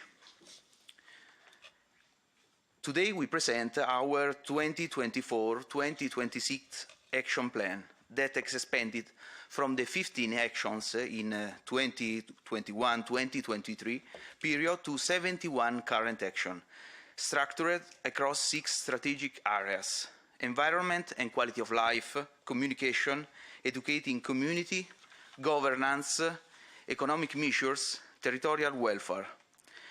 Due to time constraints, we will highlight only a few key actions per area to provide a brief overview of the best practices implemented by the Municipality of Foligno. We believe that a city is truly family-friendly only if its physical spaces and housing policies reflect that vision. First, we have introduced family housing criteria for social housing, adoption family-oriented criteria for accessing social housing, with the specific priority given to families with young children and single-parent households. Furthermore, in 2025, the municipality launched a specific rental grants call, funded entirely by municipal resources to support families in accessing private rental housing. We are also redesigning our public spaces. family parks with inclusive playground equipment, family pathways and specialized outdoor furniture, and family-friendly restroom in public buildings, implementation of family-focused standards, including the installation of changing station and child-side sanitary fixture. Our support starts from day one with the baby box and the baby card. The Municipality of Foligno, in collaboration with AFAM municipal pharmacies, provides a complementary baby box to the family of newborns. This initiative serves as a tangible gesture of support for new parents, fostering a welcoming environment for infants and promoting awareness of local social, cultural and healthcare services. Each box includes essential infant care products, informative materials and a children's book.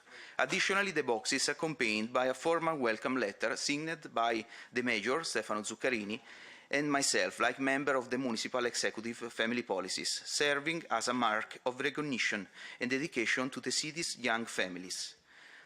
Distributed alongside the baby box, the baby card is a streamlined resource developed in partnership with AFAM municipal pharmacies to support infant care and alleviate household expenses.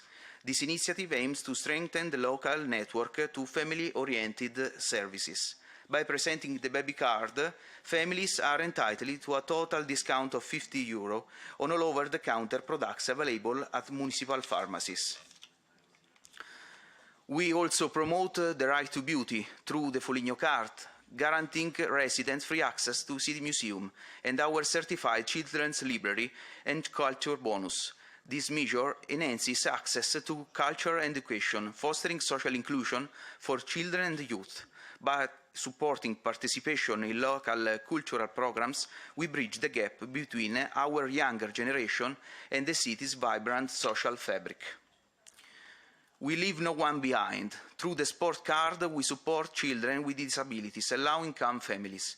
We provide dedicated grants to large families and have significantly increased support for foster care, with an additional 50% top-up for children with severe disabilities. Finally, our Protective Discharge project ensures the families are never left alone during the transition from hospital to home.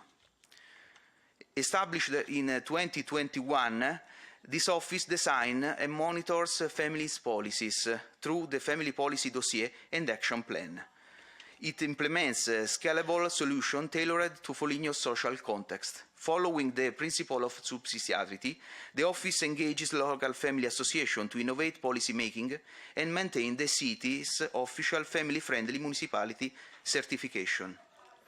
Our commitment to families fosters community engagement, creating opportunities for growth and connection, ensuring a brighter future for generations to come. To conclude, I would like to share you with the spirit of our community through a video of the third edition of the Festival della Vita, Festival of Life. This path was created by the City of Foligno in collaboration with the local association of the Natalità Table. It's a journey dedicated to reflection, dialogue, and above all, finding concrete solutions to counter demographic decline and promote the beauty of life and the future of youth. The festival is structured by 3 main events. First day, an open day focused on family life and work to help highlight students balance future career and family goals. Second day, a scientific and institutional seminar on family, birth rate and youth in Umbria, in collaboration with the University of Perugia. Third day, a community afternoon at Palazzo Gandiotti, featuring workshop for children, couples and the traditional toast of life. It's a true pleasure to give the floor to the Magis and our family before we proceed with the discussion. Enjoy the video and thank you for the attention.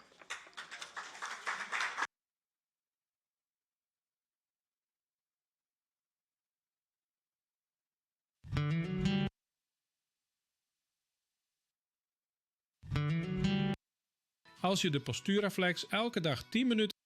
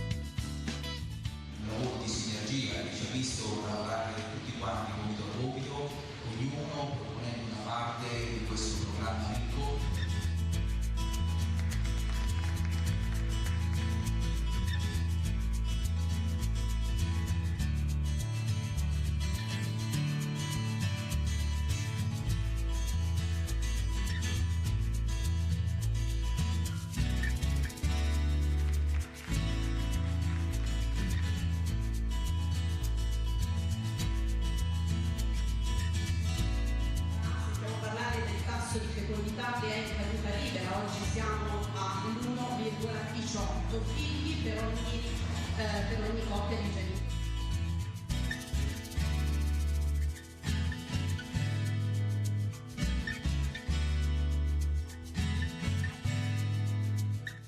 Ringrazio tantissimo di questo invito, che mi dispiace non poter onorare completamente con la presenza fisica. La vita è bella, vale solo quando è donata. Siamo pronti a darci. Grazie.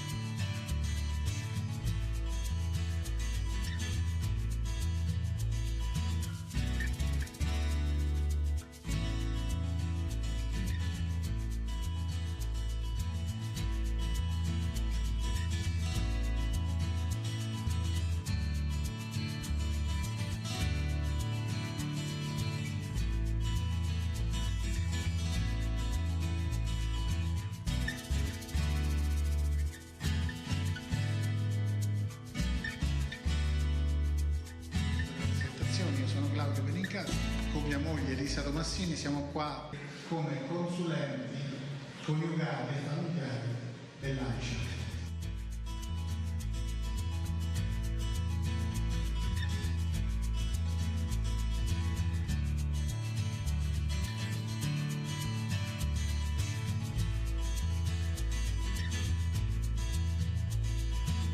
Aiuta la famiglia che è in difficoltà a prendersi in carico anche tutti i problemi dei genitori.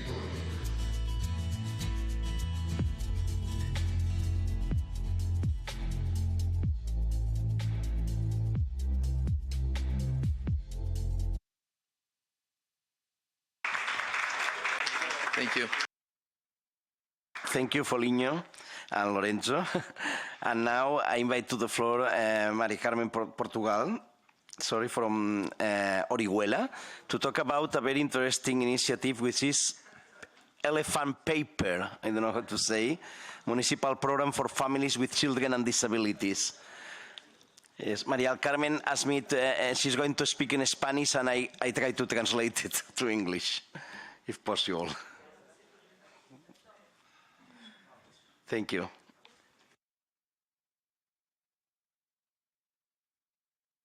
Sorry, Mari Carmen, cada vez que yo traduzca, cerraré tu micro y luego tendrás que volver a abrir para seguir, ¿eh? Vale.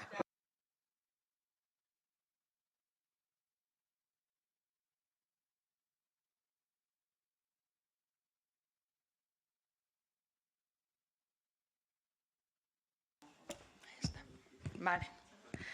Bueno, Orihuela es un municipio español de la Comunidad Valenciana con una población cercana a los 90.000 habitantes.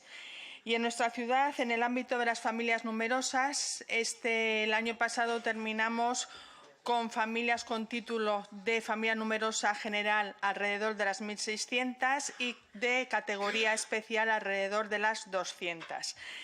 Y en líneas generales, las familias en Orihuela, las mayoritarias, las que superan las 14.000, la cantidad de 14.000 familias, son familias que tienen 1 o 2 hijos.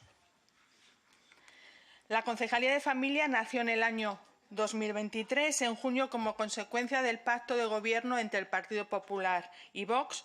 Al tratarse de una concejalía de nueva creación, pues no tenía presupuesto ni tampoco tenía estructura previa. En el ejercicio 2023 no contó con presupuesto. En el ejercicio de 2024 conseguimos un presupuesto para servicios y actividades de 50.500 euros y en 2025 esa cifra ascendió a los 60.500, un incremento cercano al 20%. Y en el conjunto del presupuesto municipal, la Concejalía de Familia tiene un presupuesto del total de 0,13%.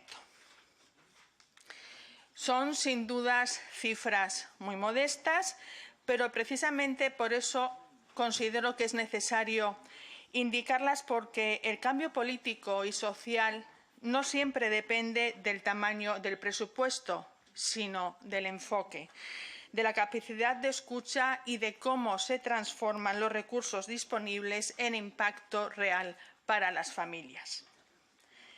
Desde el primer momento en la Concejalía de Familia tuvimos claro que la discapacidad debía de ocupar un lugar central en nuestras políticas, no un apartado, no un programa aislado, sino algo transversal, de entender la política familiar en toda su plenitud.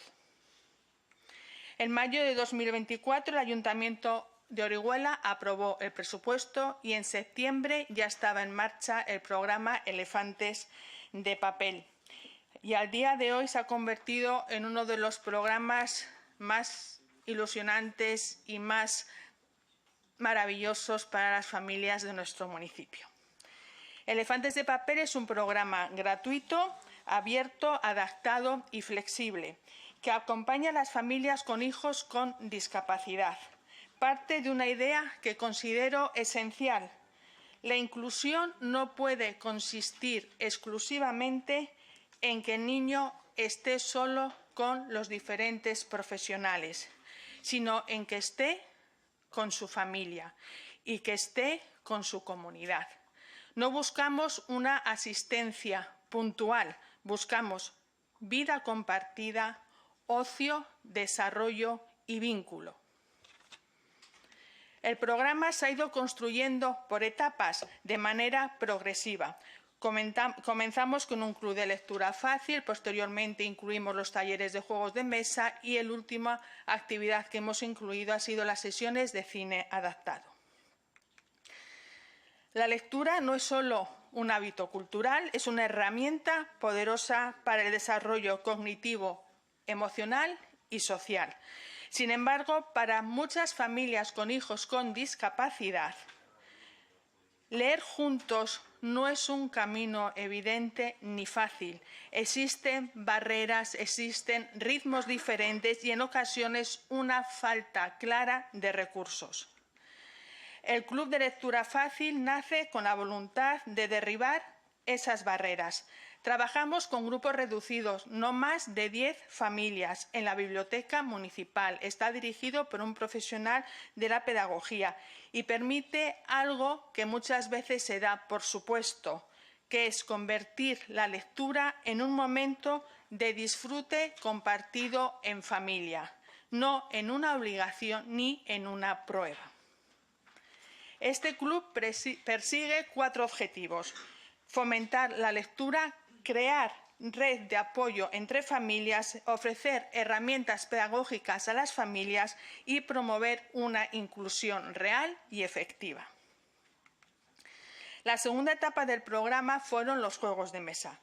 Aquí respondimos a una necesidad muy clara. Muchos niños con diversidad funcional presentan dificultades para cambiar de entorno. Por esta razón, una vez que los niños de Elefantes de Papel se conocían, ya que se ven todos los viernes a la semana, decidimos reunirlos junto a sus familias una vez al mes en una actividad diferente, pero en el mismo entorno. Así incorporamos los juegos de mesa. Porque si queremos acompañarles hacia una mayor apertura social, debemos hacerlo paso a paso, manteniendo la seguridad del grupo y generando experiencias positivas. Y en este proceso, los juegos de mesa resultan una herramienta extraordinaria, porque fortalecen habilidades sociales, emocionales e intelectuales y, sobre todo, generan vínculo. La tercera etapa fue el cine adaptado. Aquí ya se abrió a toda la población. Gracias a las familias supimos que muchos niños no habían ido al cine, no disfrutaban del cine, no por falta de interés, sino porque la experiencia les resultaba inasumible. Demasiada oscuridad, demasiado volumen, demasiadas esperas, demasiada incertidumbre. Las sesiones, que se celebran un domingo al mes, ajustan la iluminación y el sonido, eliminan los anuncios, reducen las esperas y permiten una pausa a mitad de la película. Parece algo sencillo y en realidad lo es, pero ha supuesto que muchas familias vivan por primera vez una experiencia tan cotidiana como ir al cine. Y cuando lo cotidiano se convierte en una conquista, sabemos que estamos avanzando en la dirección correcta. Como pueden comprobar, Elefantes de Papel no es un programa cerrado, es un programa vivo en construcción continua. Comenzó en un ambiente controlado, con un grupo pequeño y una actividad concreta. Dimos un paso más, manteniendo el mismo grupo y el mismo entorno, pero con una actividad diferente. Y el siguiente paso fue ampliar el grupo alrededor de 60 personas en un ambiente igualmente controlado y incorporando una nueva experiencia. Escuchamos, detectamos, ajustamos y volvemos a escuchar, porque las familias participan, las familias proponen y explican qué necesitan y qué no. Y desde la Concejalía de Familia trabajamos para que nada quede únicamente en el discurso. Para reforzar esta labor de escucha, en marzo de 2023 creamos el Observatorio de Familia de la ciudad de Orihuela, una mesa de trabajo cuya función es recopilar información sobre las familias oriolanas, con el objetivo de aplicar políticas familiares acordes a sus necesidades y características reales. En estos días hemos presentado el documento Retrato de las familias con discapacidad en Orihuela, un informe que ha permitido identificar nuevas acciones en beneficio de estas familias, del mismo modo que el primer informe, Retrato de las familias de Orihuela, nos abrió otras acciones políticas como fue la ayuda a la natalidad. La Concejalía de Familia es reciente, es pequeña y cuenta con recursos limitados, pero parte de un compromiso. Una ciudad que se define como familiar no puede dejar de lado a quien más lo necesita. Elefantes de Papel demuestra que con escucha, creatividad y humildad es posible avanzar. Nuestro objetivo no es únicamente que estos niños participen en actividades de ocio, sino que lo hagan junto a sus padres, junto a sus hermanos y junto a su comunidad. Elefantes de Papel contribuye a que Orihuela sea, en verdad, un municipio family friendly.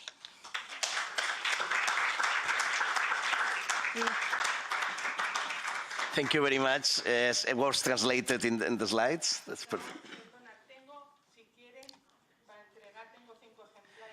Yes, she has 5 numbers of this portrait of families with disabilities. If you are interested, you can ask her to get one.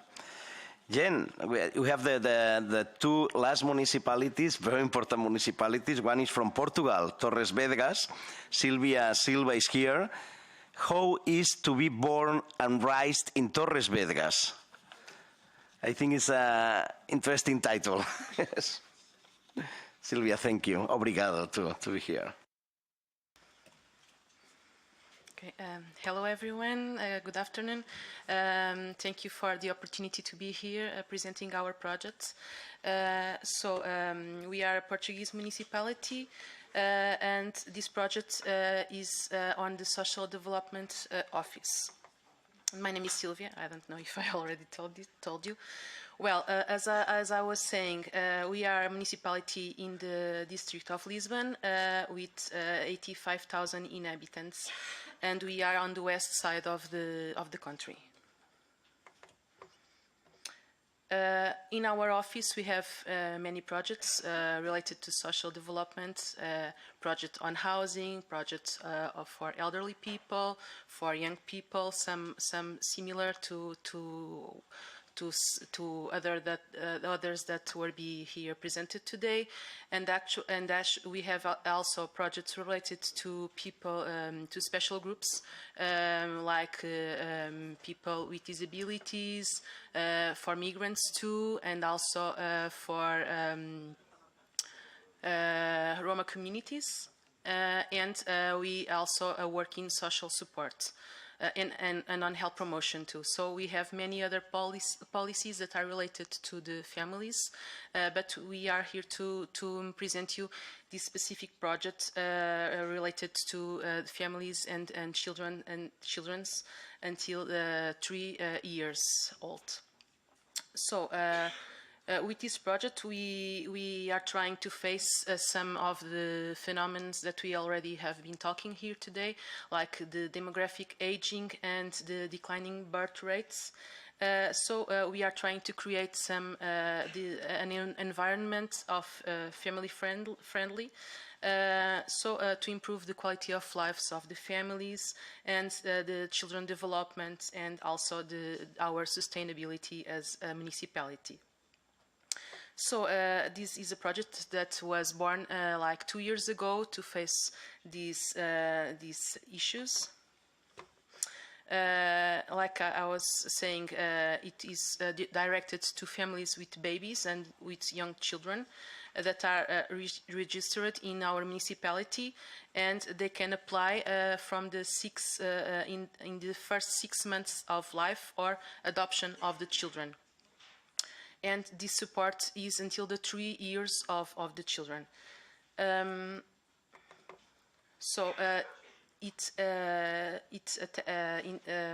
intervention is in 2 main areas, in promoting health and well-being, and also in education and culture. We designed these measures trying to also to keep families in contact with all our equipments, municipal equipments, and to our also to the local commerce. As I will explain you the actions that we develop. First, the families they apply to this project, and then we gave them like a kit, first a bag with all this material that you can see here in the picture, and also with this book of vouchers. And then in the material and in the vouchers, we have all these measures included in. We support the attendance of swimming classes to these children until the 3 years old, and we have these partnerships with local entities, social economy, for now also only social economy organizations that are developing these classes to children. So they have a discount of 50% discount in the monthly fee. And also we gave the support of the families to go to the local pharmacies and to have the access to some products from the pharmacies to support the babies, and they can choose the products that they need. We just fix like a type of products that they can buy, and then they can choose what they need to the children. Also, we have a partnership with our local market, municipality market, and we contact with all the agents that work there, so the families can go there and buy fruits and vegetables with our vouchers too. In the local market, so they can. We are promoting also the local market and the people that work there. That's small business. And also, families can have access to workshops about healthy eating, and these workshops are run by our schools, professional schools that have these courses on healthy eating. So they can do the recipes and taste these things that they produce in the workshops with the participation of the students too. I didn't say, but now the families, they get the bag, the kits in our library, so they can also know the place where the library is, and they have also some information about the activities that the library do to these children. Also, we promote music workshops for babies and workshops on positive parenting. And in the back, there is a reading kit and some didactic materials. Also, there are vouchers to families, to all the household members to go to cultural activities, and the free access in municipal museums and cultural spaces. Well, we want to improve the quality of lives of all the families of the municipality. We are we are a social office, but this program is for all the families, not for families with any kind of social economic difficulties, but to all the families. Well, we are trying also to support the work-family balance and the family-centered approach, as I already said, to a long-term demographic sustainability in the municipality.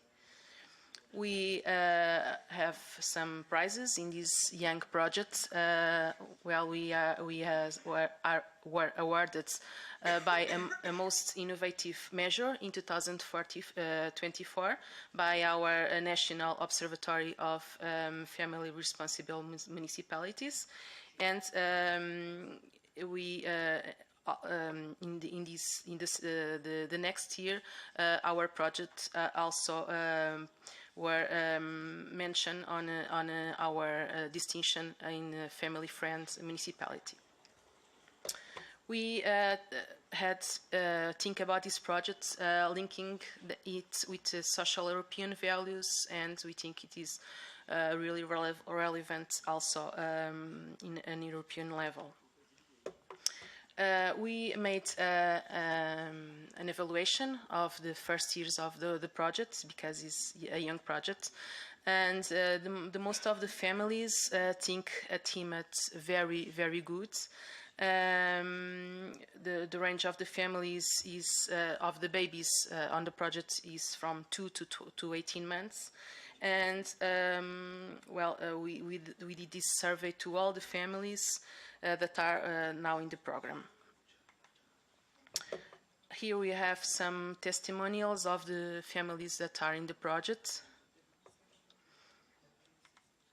Well, and just to finish, to tell you that this program, it seems simple, but is a big challenge for the municipality, not because of the program by itself, but because of public procurement in this project, because as a municipality, to work with all the pharmacies, with all the people from the market, with all the swimming institutions, we have protocols with these institutions, but with all the private actors, we have to do procurement. So it's not easy. It is really a challenge, but we think that it's important to not to give just money, but to link the families to the territory and to the organizations. So we are keep doing this work, and we think it is very important.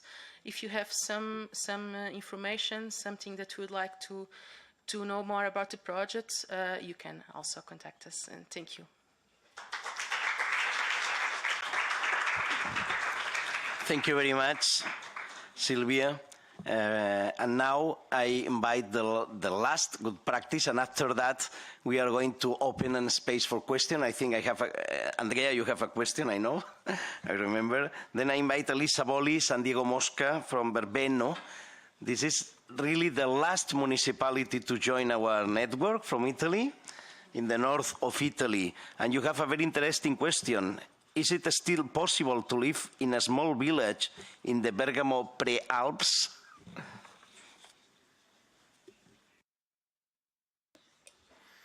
Thanks. Are you sleeping? No. Okay. You have to be strong. We are the last. Dear participants, authorities, administrators, friends. We are Elisa Bollis, Deputy Mayor, and Diego Mosca, Councillor for Social Affairs of the Municipality of Berbenno, the smallest village of the afternoon. First of all, we bring greetings from our Mayor, Manuel Lucatelli, from the entire municipality administration, and from the whole community of Berbenno. Where do we live? Berbenno is a small mountain town in Valle Magna, the smallest of the three main valleys in the province of Bergamo. For reference, the province where Atalanta Football Club plays. Yes, we fight again, Real Madrid. And today it has about 2,530 inhabitants. Berbenno is a vibrant community made up of families, relationships, and volunteer work. A town that is growing slowly, with a stable population of around 2,500 residents in recent years. A figure that clearly goes against the demographic trend, even though the decline in births is evident here as well. But Berbenno is also a community that is changing. The average age today is around 35-46 years and is steadily increasing. I would like to begin with a simple but important question. Is it possible today, in the third millennium, to live in a small mountain community?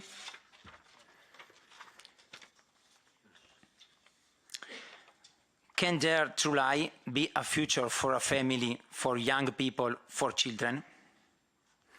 After a year and a half in office, our answer is clear. Yes, it is possible. But it does not happen by chance. It is a choice, it is a daily commitment, it is a vision. And this vision starts from a very strong belief.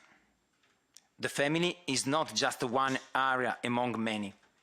The family, for us, is the cornerstone from which the future of a community must be designed. For this reason, as soon as we took office, we chose to start by listening.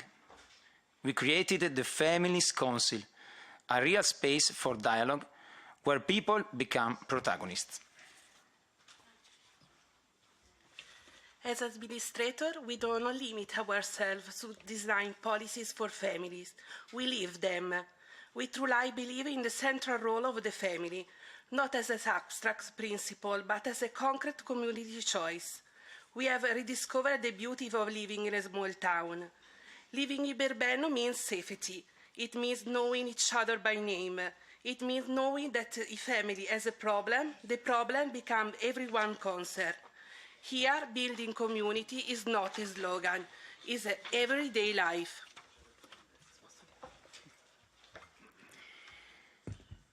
We have invested and will continue to invest heavily in early childhood services, play space, before and after school services, summer camps, community moments such as the Families Festival.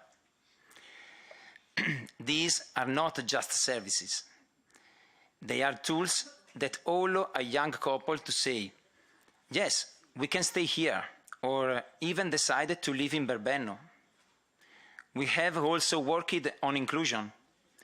We collaborate with the job placement service Valley Job, created within the pastoral unit of the church, which offers concrete opportunities to disadvantaged people and or people with disabilities. They are small initiatives, but they have enormous value. They restore dignity, autonomy, and a sense of belonging. We are working on building an educational community, schools, sports, culture, library, association, but we also had the courage to look around and tell ourselves the truth. We are aging. 10 years ago, the average age was around 43. Today, it's about 46. In 10 years' time, if the trend continues, it will likely exceed 49, 50 years, which are around 600 over the age of 60 in our community. This challenges us. However, aging will benefit everyone. In our town, there is a group called Many Emotion, Little Memory, a valuable initiative for frailly elderly people and caregivers. It's not just an activity, it's a human support structure.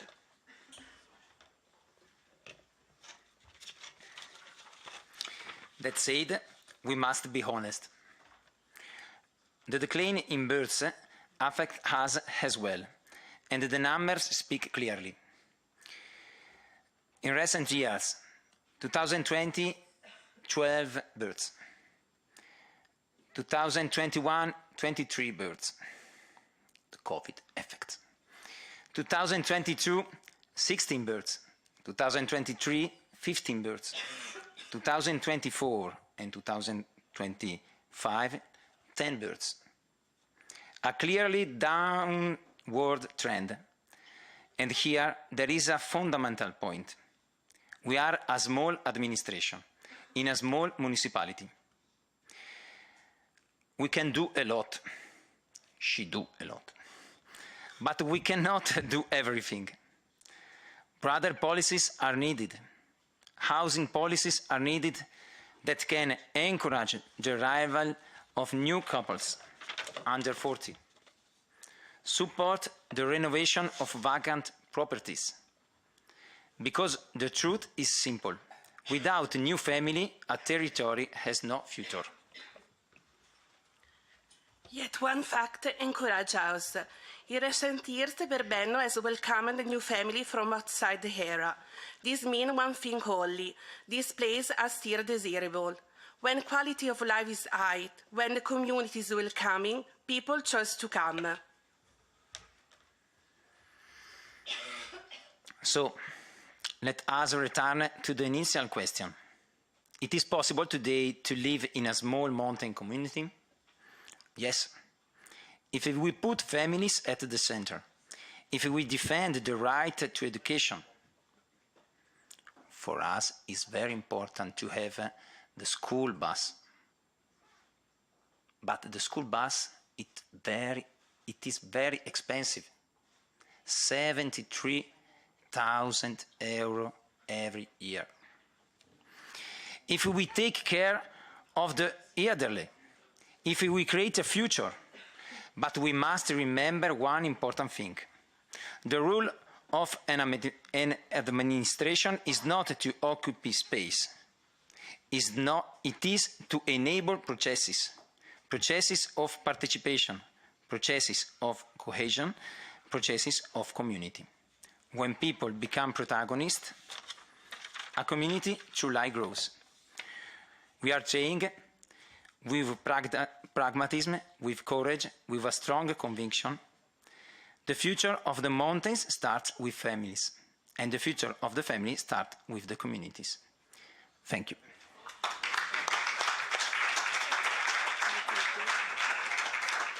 There is a little video, so at the turns, I take your new residence in Verbeno, if you want to come to me. Okay. Thanks.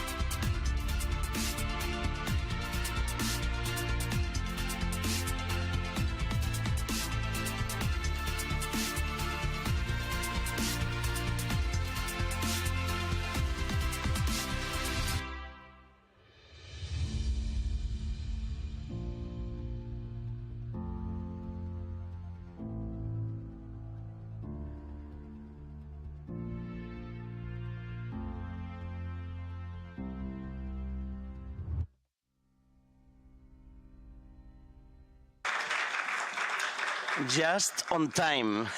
Thank you very much to all the speakers to respect the time of the speeches, because we have arrived just to the last part on time at 4:45 to have only a few minutes before finishing the Congress to have some questions to the speakers.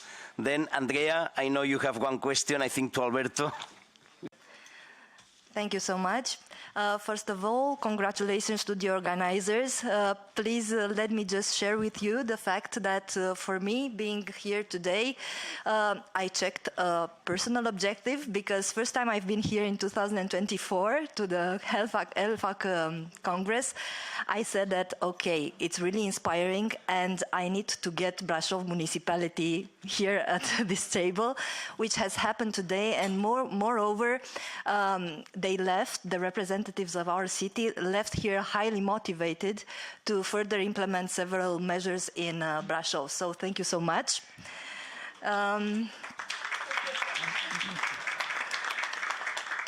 And now I have the question about Casa de la Familia. I'm a rather technical person, and I would like to understand at least what I understood from your presentation was that Casa de la Familia is an interface between the civil society, like citizens and NGOs, and the regional and municipal governments. And I wanted to understand what is its statute. Is it a department within the municipality? What is it, actually? Yes, thank you for the question. It's a convenio, es que no sé cómo se dice. I don't know how it's...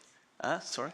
An agreement between the three entities and the town hall. And we put, well, the project is run for the entities, by the entities, sorry, is run by the entities, and the budget is 41,000 euros. 30,000 of which the city town hall apport to them, but they also have the support of their own entities and also private entities. Yeah.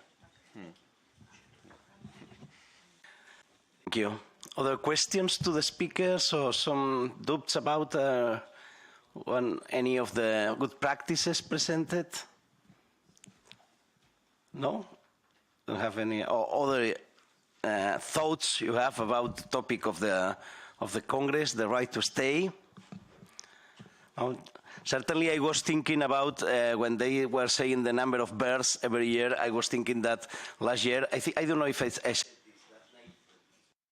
Nigeria had the same number of births that the whole European Union last year. And we have to think about it, because we are going really very down, and we need the right to the people to not only to stay, but to stay, to be able to start a family, to have a home, and to raise this family well. Then, sorry, yes, you need to switch there. It's possible applause for Raul for this service today.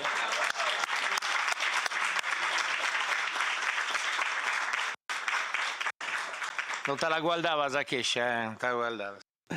Thank you, Mauro. Then, if we don't have any other questions, I invite Radek, probably Regina, I don't know, to here to the floor to say some conclusions or greetings to the participants.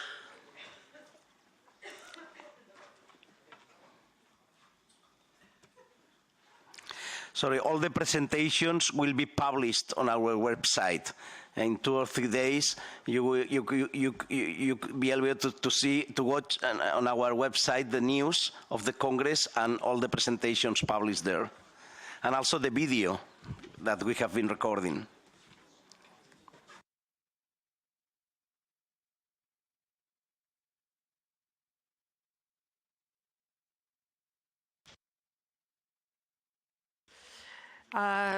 We are all a bit tired. It has been a very long day, but thank you for coming here, for staying here, and thank you for your commitment. this gives us, I think, all a new enthusiasm. Today, I received from this event a lot of energy and a lot of ideas, a lot of contacts to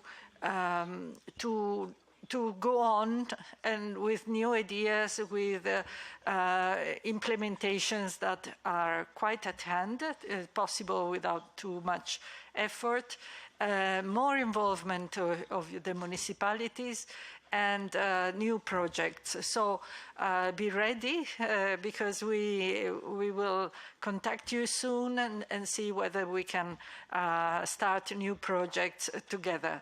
And I hope you will also influence your friends, your municipalities, if you are twinned with other municipalities, spread the voice so that next time, as someone said, this room will be not enough to contain us all.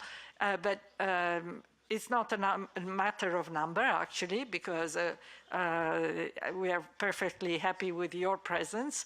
But it's a matter of what we can do if we grow more and more.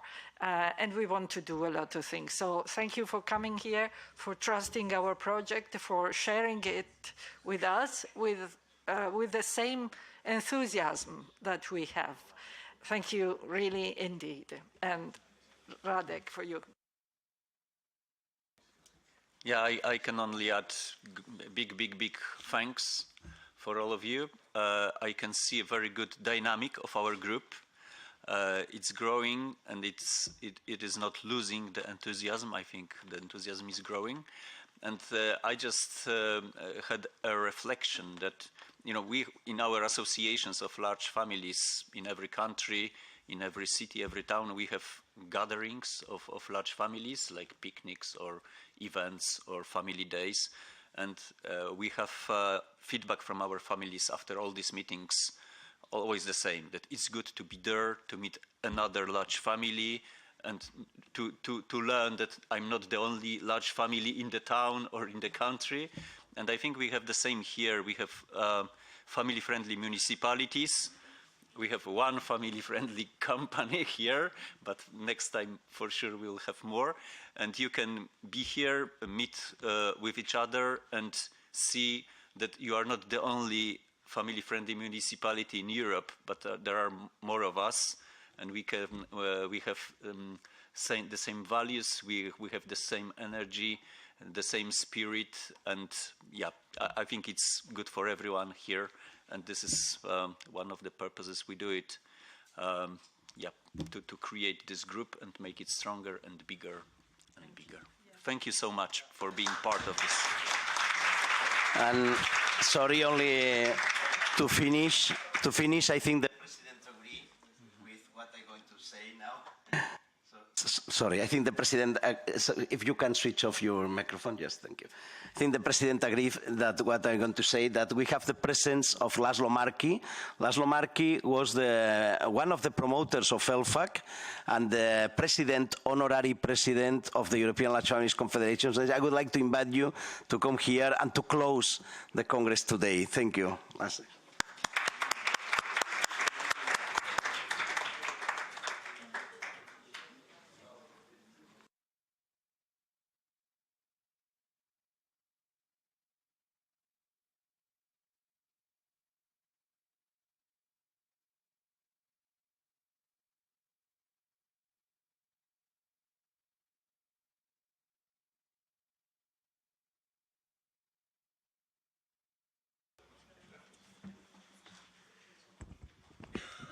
Dear participants, it was a real pleasure to be here and listen to everything that you have informed us about.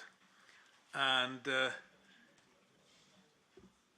as this group was thought of to be created, I definitely liked the idea, but I did not have any idea about how fast it will develop. And I'm very, very satisfied to see that. And from the many ideas that were presented here, there was one initiative which I was particularly happy to learn, and that was the collaboration between Alghero and Bacău. At present, when there are new and new tensions in Europe, it is very good to forge friendships, friendships between the nations. That is very important. And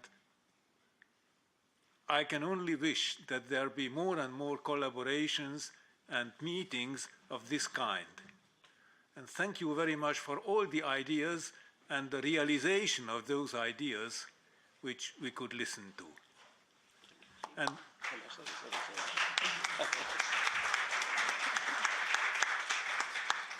And let this be the conclusion of this very nice day.